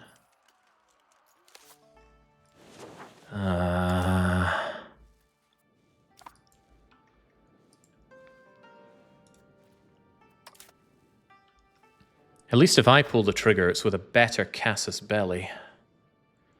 And they are still busy with France. My issue is that it's not their armies that are busy with France at all, is it? Yeah, look at that. They got 20,000 regulars. And I would need to... Well, how many... not regulars. Levies. Let me do a recount there. They have 150 regulars and about 18,500 levies. I can only raise 2,500 levies, but unlike England, I've got a fat stack of cash, and unlike England, I know that I could kill him with mercenaries. Oh, thank God, I thought the list was only 3 long there. I would need to find somewhere, ideally cavalry. In fact, this guy, if he's willing to get over here, I would be happy to take many, many of his armored horsemen. Okay. Ah, here we go. I do still need a strong core, but I could take the footmen on the center. I'd be willing to spend that if it meant killing England. England are the sole member of this coalition, and I need them kicked out before they get any support. And I certainly don't want them to use coalition on me. He also has a fort that he has to deal with to get to me, although the fort doesn't have much of a bonus. Armored horsemen against English longbows. What could go wrong? Nothing for me, I'd surely win. Maybe I should scootage my Irish vassals so they don't get called into this. Because I really don't want them called into my disgusting wars. Costs a lot of diplomats to do that, though. How many of them are my subjects? There's 1, 2, 3, 4 of them. That's 4 of my 4.5 diplomats. Yeah, I really don't like the fact that subject interactions cost diplomats.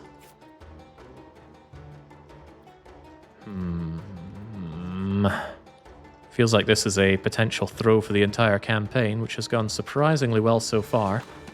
But if I fight England and I win, maybe I kind of sit on them for a while whilst I make diplomacy with people that might coalition me, and then I focus on crippling England. He has not brought his forts back. I think he built this one. What I could potentially do, and this is all assuming I'm going to win here, which is a big assumption, I would need to rob him of his control over his lands. His control seems surprisingly bad, actually. But yeah, robbing him of East Anglia and maybe encircling London. And I would need to gob out some more subjects. And yeah, that is another, oh god, more subjects problem. Man, I wish I had ways to get more subject... Well, no, I could hold on to the land and then make a subject after I integrate Northumberland. Although I don't want to integrate Northumberland. It's expensive. Why do the nobility hate me so much? With so few forts, I don't think he'll get any easier to crush. Yeah, especially when he's in the middle of the 100 Years' War right now. And he's getting Franced here. I think I need to pull the trigger. I'm not happy about it, but it needs to be done. Hold on. Scootage. Scootage is important because of these idiots will get themselves killed. Maybe I can leave one of them just to sit around, but they'll separate peace out, won't they? Yeah, because they're disloyal. I need to make all of them scootage, and I should have done this aeons ago. I don't make a lot of diplomats currently, but I can pull back the English one, because I'm going to be putting them to use real soon. The Lordship of the Isles one, yeah, I need you right now. How about France? France remains of vital importance. Oh, France is out of the coalition. Oh, that is good. All right, we can pull back France then. I wonder if maybe I could consider even saying hi to France. You know, come on, we're together against the old enemy, except I'm not Scotland. I'm not even Alba. Popey Pants, he's pretty happy with me as well. I just need to get more diplomats so I can get the rest of this going faster. Utrecht. Utrecht are on the edge of the coalition. The knife edge.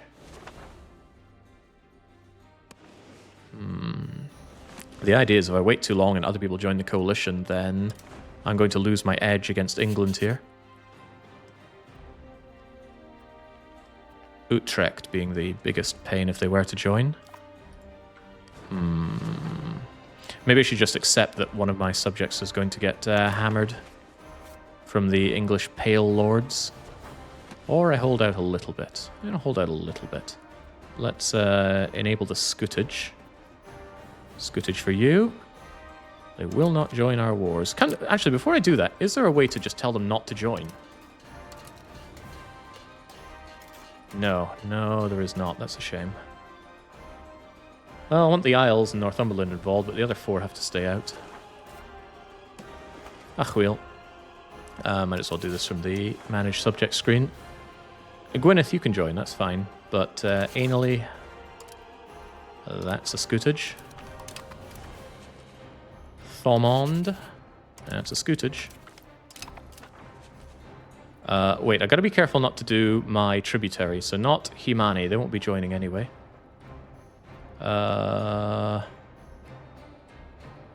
Iveg? Yeah, Iveg is you. Please pronounce it any other way. Okay, Ivage? You like that?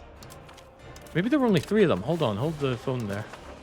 Recount. I might have been counting the tributary when I thought about the amount of people that I had to deal with here. Yeah, there's tributary. 1, 2, 3 subjects that I do care about. That's 1, 1, 2, 3. And that's only 3, and we already did them. Alright, is there a way to double check who's on scootage and not? Still says they're going to join in the bleeding war, though. You're meant to not join in my war. Your vassal has a vassal, yeah, but if he's not if he doesn't join the war, then surely he's not going to be a problem, right? Why does it still say they're going to join? I put them on scootage, for God's sake. I want to double check that they're actually on scootage.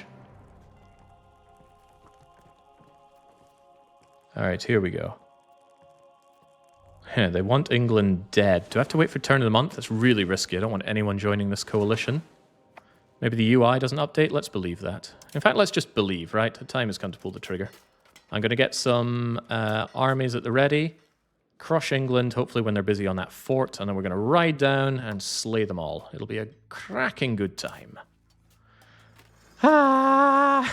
I don't even win much out of this situation, but sure, let's go for it. Take English East Riding. I'm not going to claim to know where that is. Here it is. See the... Why is that dubious claims? I thought we wanted following through on threat. Because that significantly reduces the cost here. If you threaten war, you get a better CB. Threaten war?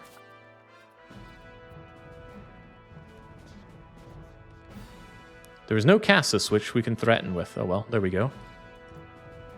Alright, no sense beating around the bush. Let's follow through on that threat. Let's see if our subjects do end up joining in. Need to be a great power to threaten war. Yeah, that's not really a thing for Mori anytime soon. Alright. Even if I lose, it's better than losing a coalition war, so let's go for it. Question, do my subjects join in? Wait, it looked like they did. Okay, good, they didn't. Excellent, excellent. Right. I do not have a lot of manpower to spend. 24, so let's hope there aren't a whole lot of losses for me. Gonna get my levies, but more importantly, I need my mercenaries. But more than anything, and I've been waiting years to do this, we shall have this war in the next episode of Dragon Ball Z. I have missed doing that from EU4 so much.